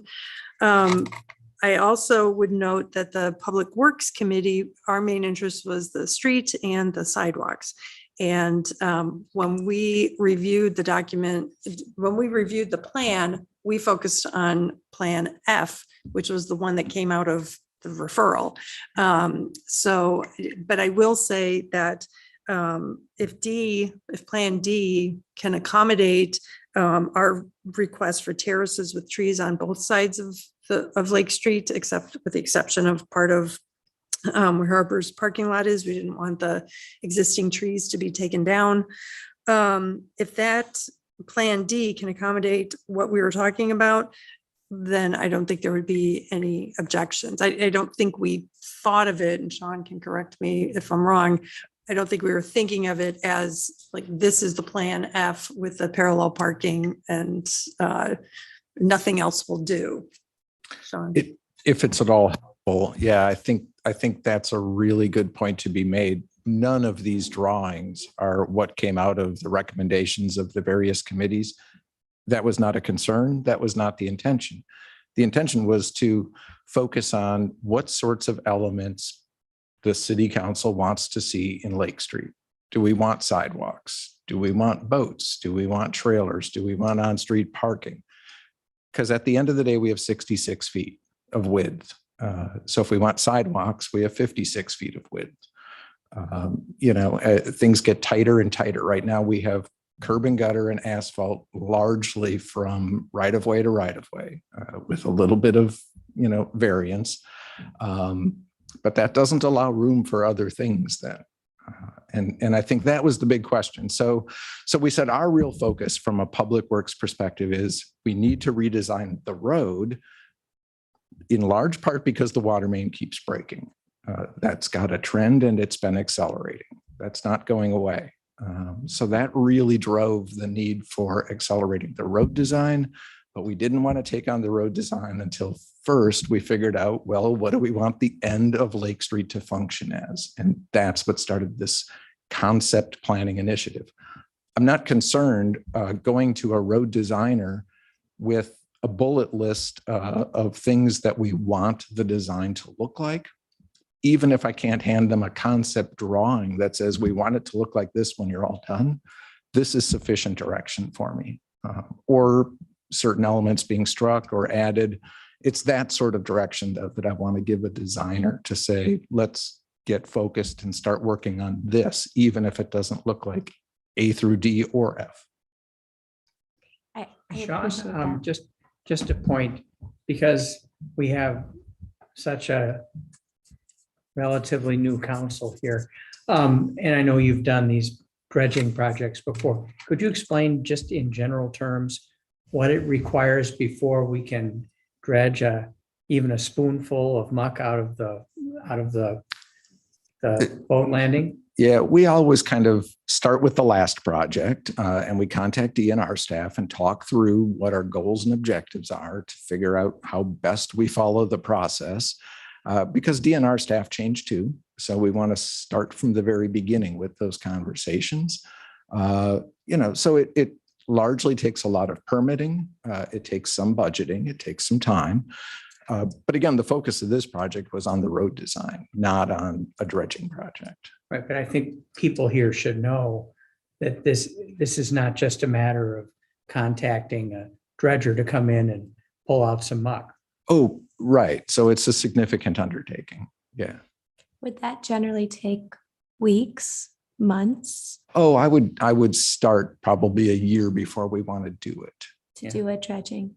That's real. I appreciate that timeline because as our residents are concerned about it, as we all are, that's a significant timeline that we need to be understanding.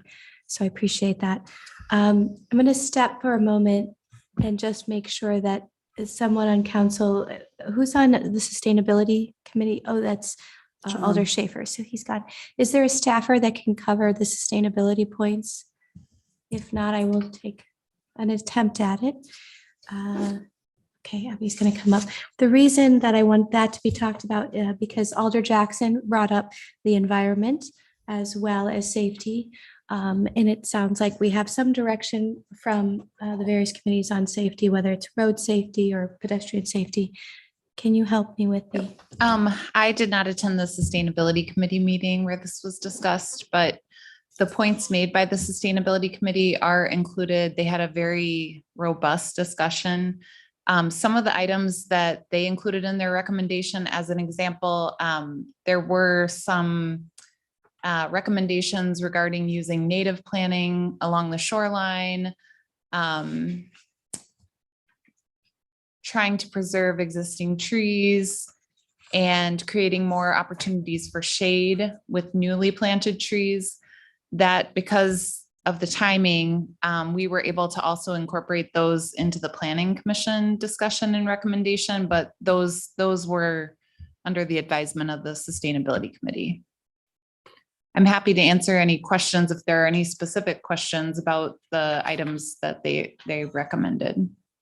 And as a follow-up, the green space that's on D, one of the things that Alder Cole and I have talked about is the runoff from Allen when it rains. So when those 20,000 cars come a day, So when you're talking about the environment and moving forward, that is something they're trying to make sure we're capturing, and that it's so it's not going directly into the lake. And I remember that was, I think, brought up at sustainability as well. They had a recommendation regarding including a stormwater pond as a component of the park design. I know in subsequent conversations with our engineering and public works staff, they were concerned that infiltration would be challenging because there's a very high water table at that location. So I'm not sure whether the final design would be able to include that, but I think that the guidance that they've laid out would be the parameters which the designer would work within. Okay. All right. Any other questions or discussion? Alder Crow? I wanted to point out, because I've heard from my constituents who don't live on Lake Street or Middleton Beach Road, but you do use the boat launch there. And again, part of it is they understand that they can go to Marshall Park to do that. The one constituent I talked to today has a small boat and was interested. It doesn't want to have to deal with Marshall Park when it's extremely busy necessarily. So, and when I was looking at the different committee comments, I didn't really see anything that said, here's why we don't want a small boat launch. So I don't know if there was that discussion in those meetings, how that might be addressed. And I'm not a planner or designer, but looking at the plans, I didn't know if, and again, realizing that these aren't the final plans, but looking at Plan F, kind of where that pier is, if it could be moved south, you could have a small boat launch, basically where the sidewalk leads to the pier, move that pier down, and still have some access for a small boat launch. Can I ask you what length a small boat would be? Because I know there's some boats that do not use mechanized. Right. And I was going with what were in the notes about what a small boat launch was, if I can find it. Okay, thank you. I think it was under 20 feet for what they said from large. that. Okay. Thank you for that. All right. Thank you, Alder Crow. Alder Cole? And this, forgive me, is based on my newness, but I appreciate this list here on page 99 very much, because it gives me the point by points of all of the committee's recommendations to the designs, but I'm really struggling to visualize that. So, and I recognize that you don't want to keep going back, but since F was referred, D is now more closely aligned, and this incorporates elements of both. I'm kind of struggling to visualize. I don't know how to rectify that. So May I respond to that? Because this might be helpful. And I hate to ask whoever's in charge of this to bring it up, bring it up again. But the original recommendation that came to council, it was F. And so that's why you'll see the list of comments and recommendations include Public Works one saying, get rid of the medians. Right, so that's here. But Kylie's memo that accompanied the recommendation of concept F specifically mentioned extending the grassy area further west, so until it got to the first driveway. That shows up in concept D. So the two, if you get rid of the medians here and you bring in concept D's grassy area with the turnaround, and then do something, whether you keep the perpendicular parking or go with parallel parking, like I said, Public Works was focused mainly on concept F, but the eastern part of this design is more in line with what Kylie described when this was first referred to council.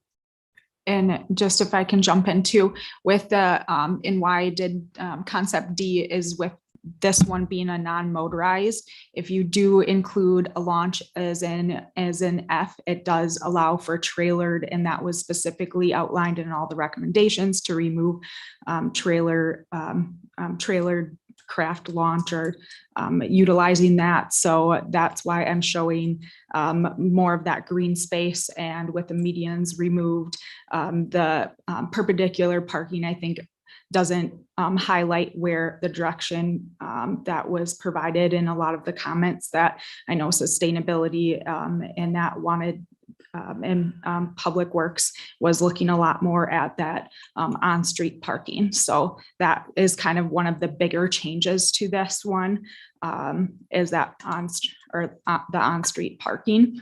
But the grassy area and the layout is a little bit at the end, more identifying what direction was provided. So there definitely will have to be a few edits on this one or on F, but such as the angling or the dock, how that set up with the rescue boat and making sure that safety piece and all those concerns, the material of the shoreline, those types of things. So as a matter of process, we will see this again. Okay. Yeah, this is a concept. Got it. Thank you. Alder Nelson. So are we assuming that the EMS boat launches out of Marshall and just parks there for the season at Correct. Street? Correct. Okay. And then can you tell me about what the public comments were about fees?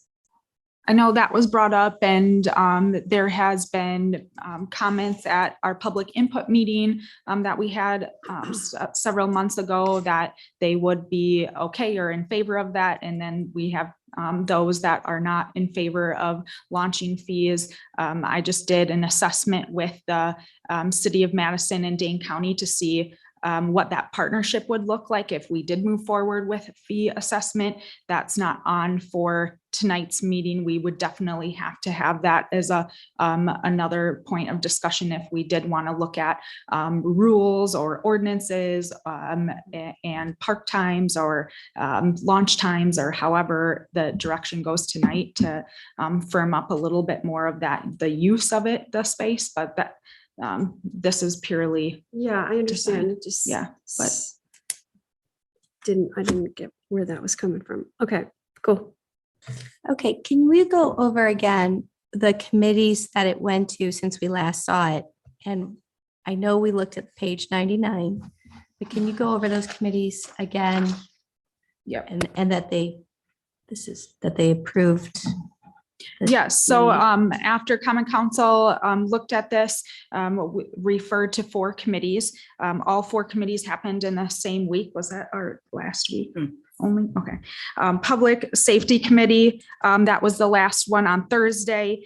Plan Commission, it was on Tuesday, last Tuesday. The Public Works and Sustainability were both on Monday night last week. And so they all met, discussed this with everybody on their committees, commissions, and the punch list that is outlined on this document is all from those committees, commissions, and from staff. And on that punch list, you can see those abbreviations, who made what, and they're all included in on there for this. And it says that above that punch list, it says the approval of Lake Street Concepts Design Option D with those comments and recommendations listed below. So I'm just trying to point that out, that it went to 4 committees last week. So they didn't talk to each other. They looked at it independently. So if you have concerns, please refer to the list. Yes, Alder Lorman.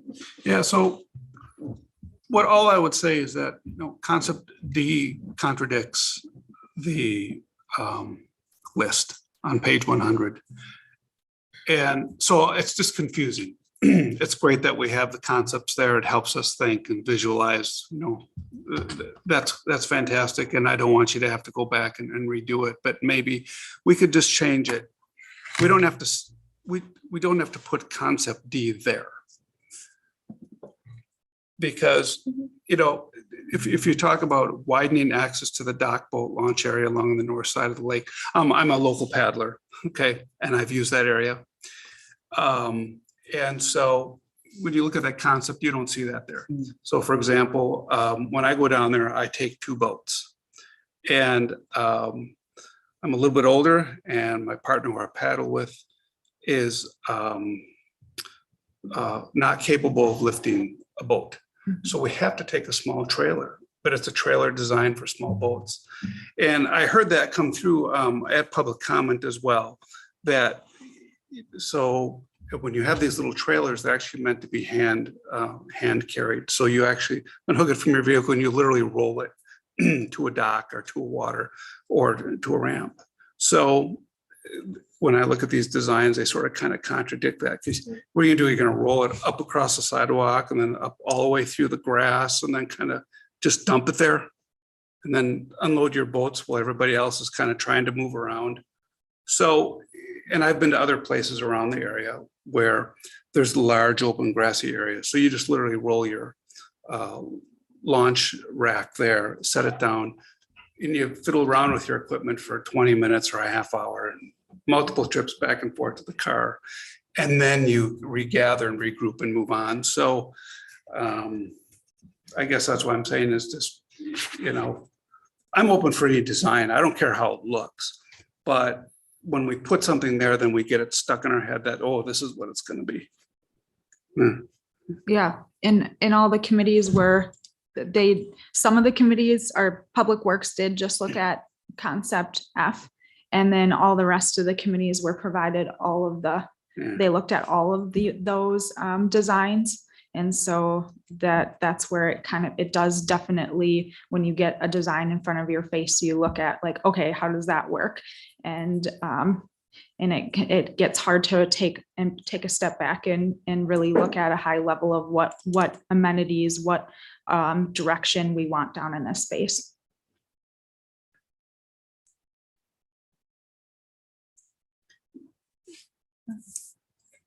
Alder Hanaira? I'm just wondering if Alder Lorman, do you have a suggested amendment to this list to make Well, yeah, or the to the amendment- motion Oh, I'm itself? sorry. No, go ahead.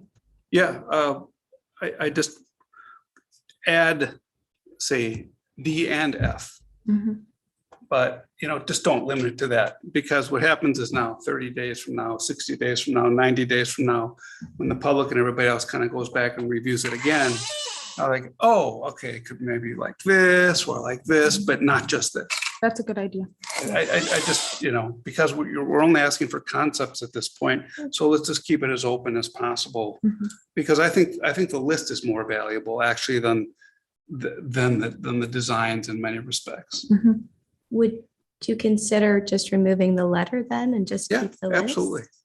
Take the letter out. Alder Hanaira, would you consider that? I will amend my motion to take out the reference to option D.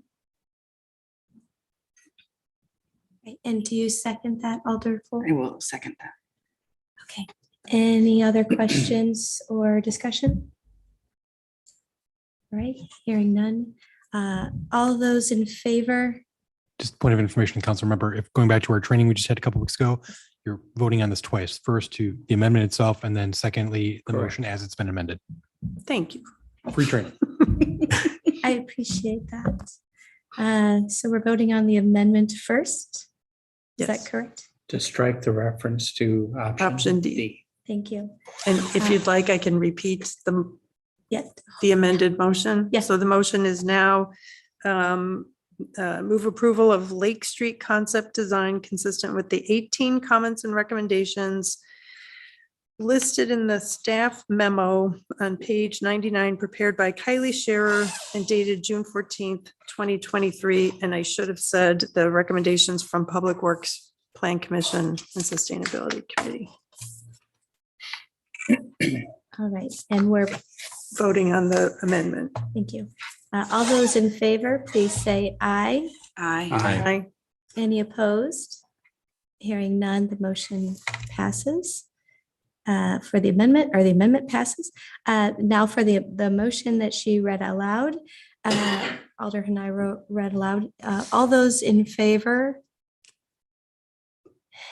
in approving the list? And Would you like me to read it again? one more time, please? Okay. Move approval of Lake Street concept design consistent with the 18 comments and recommendations from Public Works, Plan Commission, and Sustainability Committee listed in the staff memo on page 99, prepared by Kylie Shearer and dated June 14th, 2023. All those in favor, please say aye. Aye. Any opposed? Aye. I believe that's 5-1. And it passes. Thank you for that discussion. All right, moving on to ordinances, first reading.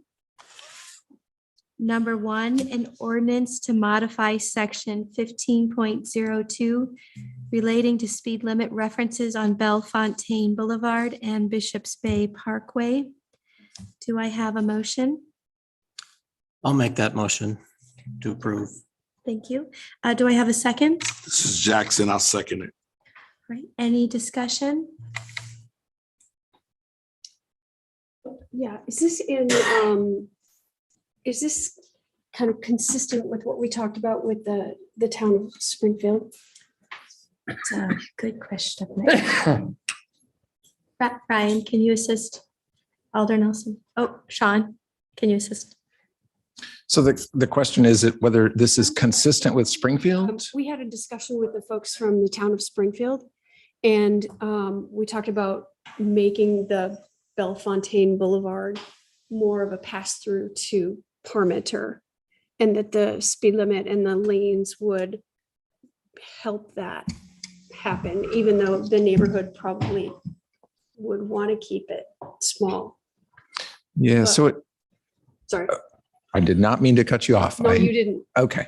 So it was originally envisioned as more of what I would consider an arterial class road, right? So in Misty Valley, when we sat down and did the overall planning, the concept layouts, the curves, the hills, the lack of access, the number of lanes, there was a median. But through Misty Valley, only half of that road is built. It was envisioned to be the mirror half where there's now a large grassy ditch. Subsequent to that, as we were looking at Bell Farm further west at its connection to Parmenter Street, which is very recent, obviously, the vision has changed. That's not intended to be wider than 2 travel lanes, room for bikes and room for parking. It's much hillier, much curvier, and it was designed for a posted speed of 25 miles an hour. So even though the Misty Valley section of road was designed to accommodate faster traffic, Bell Farm is not designed to accommodate that. Red Tail Ridge will not be designed to accommodate that. So it made little sense to have a design class road in the middle of these 3 segments that's made to go faster than the other 2. And so I think this recommendation before the council is consistent with the more recent planning and design work for Bellefontaine in particular.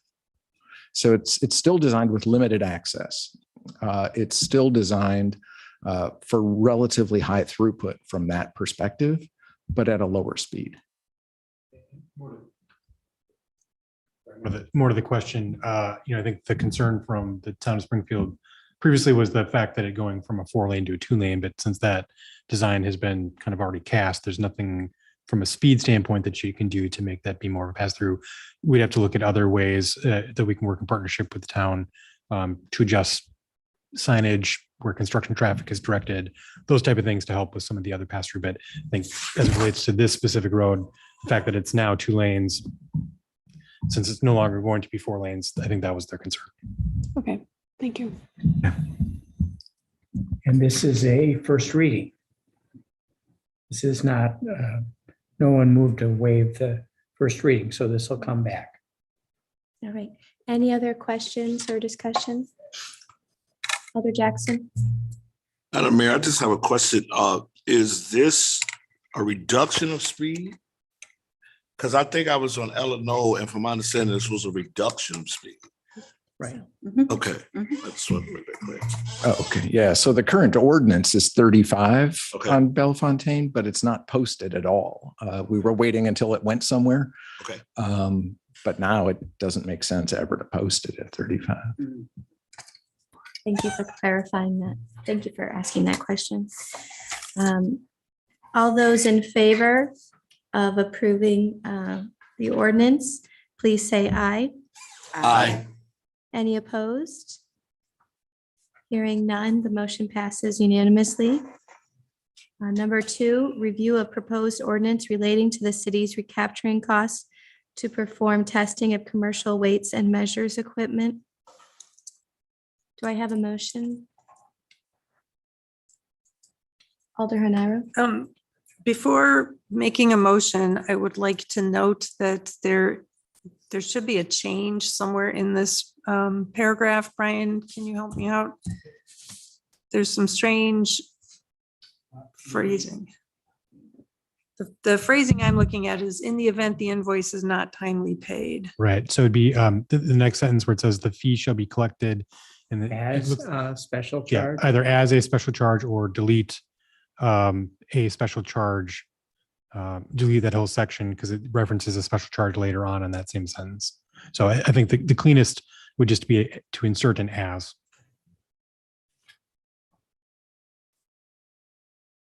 And it's okay to mention a special charge twice in the same sentence. That won't be confusing. Yeah, it would be perfectly appropriate to delete as a special charge the second time. The statute is the special charge statute, so Okay. I think, so it would be after the words equipment was located on the last line of that section, just delete the next 4 words. So it goes straight from located to pursuant to. Okay. And then adding the word as after Yes. shall be collected. Okay. Yes. I will move approval of this ordinance relating to the city's recapturing costs to perform testing of commercial weights and measures equipment with the changes just discussed. This is Cole. I will second. Any discussion? All those in favor of the review of proposed ordinance relating to the city's recapturing costs to perform testing of commercial weights and measures equipment with approved changes, please say aye. Aye. Any opposed? Hearing none, the motion passes unanimously. Moving on to planning and zoning, the specific implementation plan, Red Tail Ridge Phase 1, including lots 4 and 50. Do we need some, Alder Haniro? I move approval of the Red Tail Ridge Phase 1 specific implementation plan, including lots 4 and 50, contingent upon the 14 requirements and 3 recommendations approved by the Plan Commission on June 13th. Do I have a second? This is Jackson. I second it. Any discussion, Alder Nelson?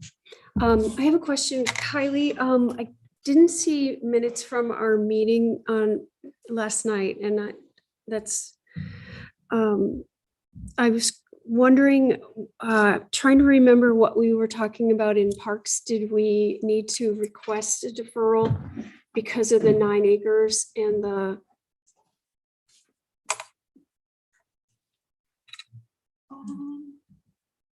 Yeah, so the PRFC did have a discussion at our meeting on Monday.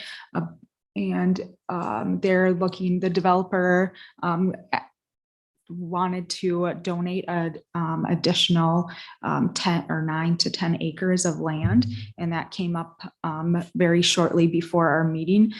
So I didn't have time to discuss with the developer a little bit further. So the PRFC wanted to wait on accepting those funds in that park development until they could, or the parkland dedication until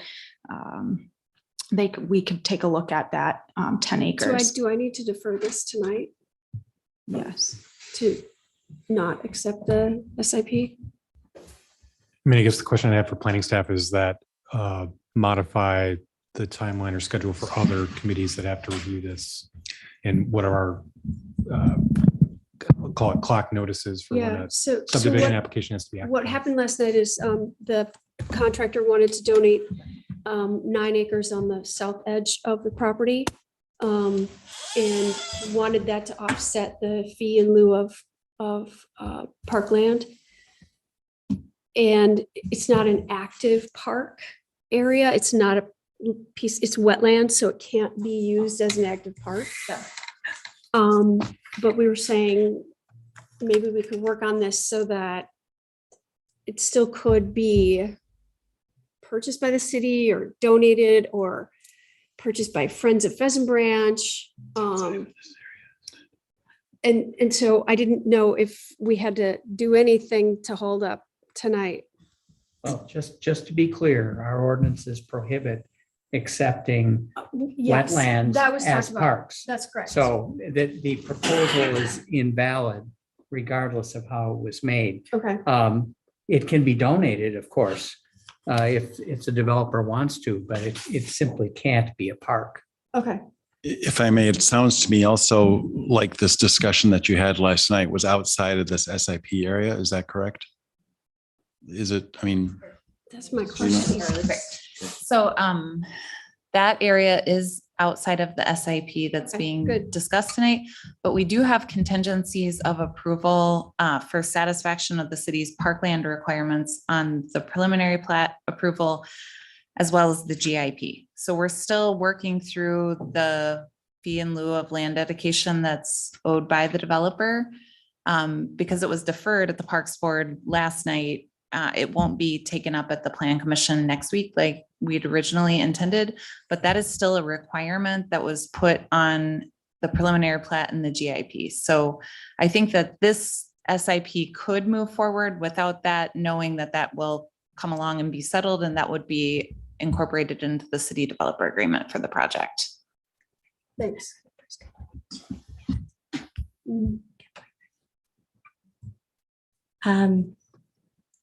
Is there any other questions or, oh, actually, do we have a second?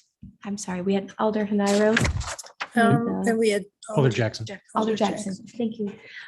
Is there any other discussion or questions? I have one. Yes, Alder Haniro.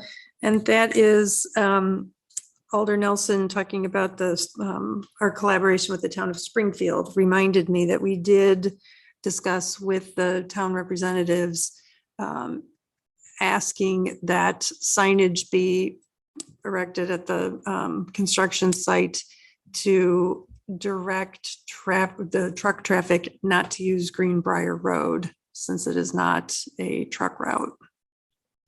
And I'm wondering if we need to add this to, which one would it be? That's a contingency. That's a Number good 12. change. Number you 12. could add that to number 12, where it says the developer should direct all contractors not to use Pheasant Branch Road in the city of Middleton and Greenbrier Road. Greenbrier. Add Greenbrier. Right. I'm saying to add it to number 12, to not use Pheasant Branch Road in the city of Middleton and Greenbrier Road in the town of Springfield as a haul route. That's what is that what you're getting at, Alder Hanero? Yeah. All right, so I will move that we amend contingency number 12 to include Greenbrier Road in the town of Springfield as a haul route. Restrict that. And do you accept that amendment, Alder Jackson? Yes, I accept it. And now we need to vote on that. Correct. Yes.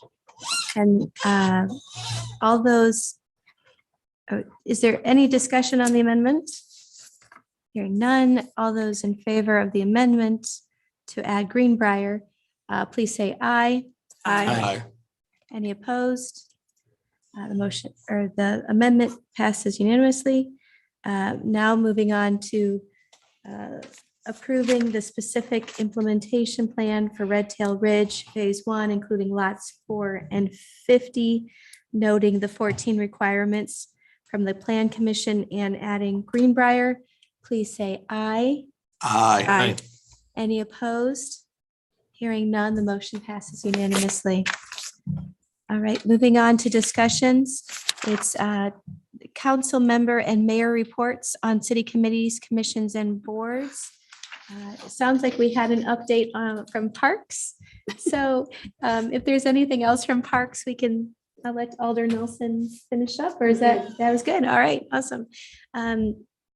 Any other updates, Alder Nairo? I would just like to let my colleagues who aren't on finance or personnel know that those two committees are blazing the trail on trying to consolidate and streamline some of our committees, commissions, and boards. And we're referring to LNO, the task of drafting a description of what a merged personnel and finance committee might look like.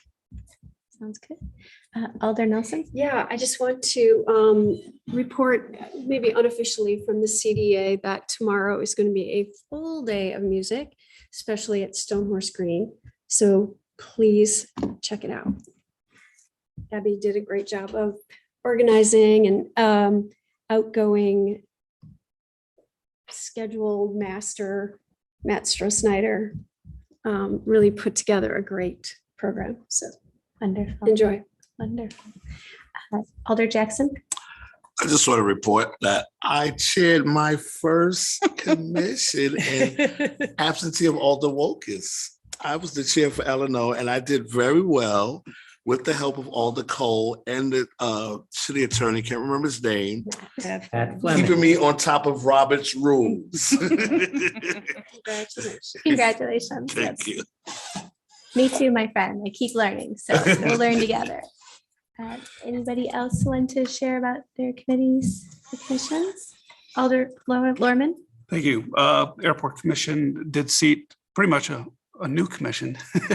And I was elected as the chair. We had a light agenda. And we'll be looking forward to, getting back on track, basically, with a full load of picking up where we left off. So nothing new, just, business as usual. Making sure we have unleaded gas coming, I hope. Yeah, that we'll find out at the next meeting. Excellent. Yes. Robust reporting next time, I hope. Yes. Great. All right. Seeing no other topics, moving on to committee appointments. The appointment of Charles Myers as Chair of Public Works, Katie Nelson, Chair of Personnel, Stephanie Moritz to Library Board, Dennis Dorn to Library Board, and Zach Kastorf to EMS Commission. Just to be clear. Yes. Matt Fleming wrote an opinion earlier today with which I concur, that the appointment of Mr. Myers as Chair of Public Works is not subject to Common Council approval. Your appointment is sufficient in and of itself by our ordinances. All the others are certainly subject to confirmation by the council. I appreciate that. Thank you for sharing that. So removing that topic of, is it the same for Katie then as chair? That was a question I was going to ask, because the ordinance or chapter 1 of the municipal code would seem to imply that all 4 of the standing committees, the chairs need not be approved by council, and personnel is another. Well, I didn't look at them today, so I'm not as fresh on it as I should be. But if it is the same language, then that would certainly be the same rule. Okay, thank you for that update. And if there's any change, we can always bring Katie's name back at the next meeting, but it should be sufficient. I will remove that as they're designated and have the committee appointments be Stephanie Moritz to Library Board, Dennis Dorn to Library Board, and Zach Kastorf to EMS Commission. Do I have a motion? This is Haniro. I'll make that motion. This is Jackson. I'll second that motion. Thank you. Any comments or discussion? Just a question, Madam Chair. Yes. So your appointment of Charles Myers as Chair of Public Works and Katie Nelson as Chair of Personnel will go forward. Just, we aren't voting on it. Yes, that's my understanding. Thank you for that. All those in favor? Oh, I'm sorry. That's Alder- okay. In just reviewing the materials, I did not see, and maybe it's because it's a different submission process, but I did not see any information about the EMS candidate. Sorry. If I remember correctly, he's a paramedic. Okay. And it had to be a staffer. Okay. So it could be that the EMS director just put forward the name and we took that in good faith. Okay. But I appreciate you pointing that out. So we'll look for that next time. Any other questions, comments? Okay, hearing none, all those in favor of the appointments of Stephanie Moritz and Dennis Dorn to Library Board and Zach Kastorf to EMS Commission, please say aye. Aye. Any opposed? The motion passes. And with that, an adjournment, do I have a motion? Also motion that we adjourn. Thank you, Alder Lorman. Do I have a second? This is Jackson. I'll second the motion. Thank you for that. All those in favor, please say aye. Aye. Any opposed? The motion passes. Everyone. Nice.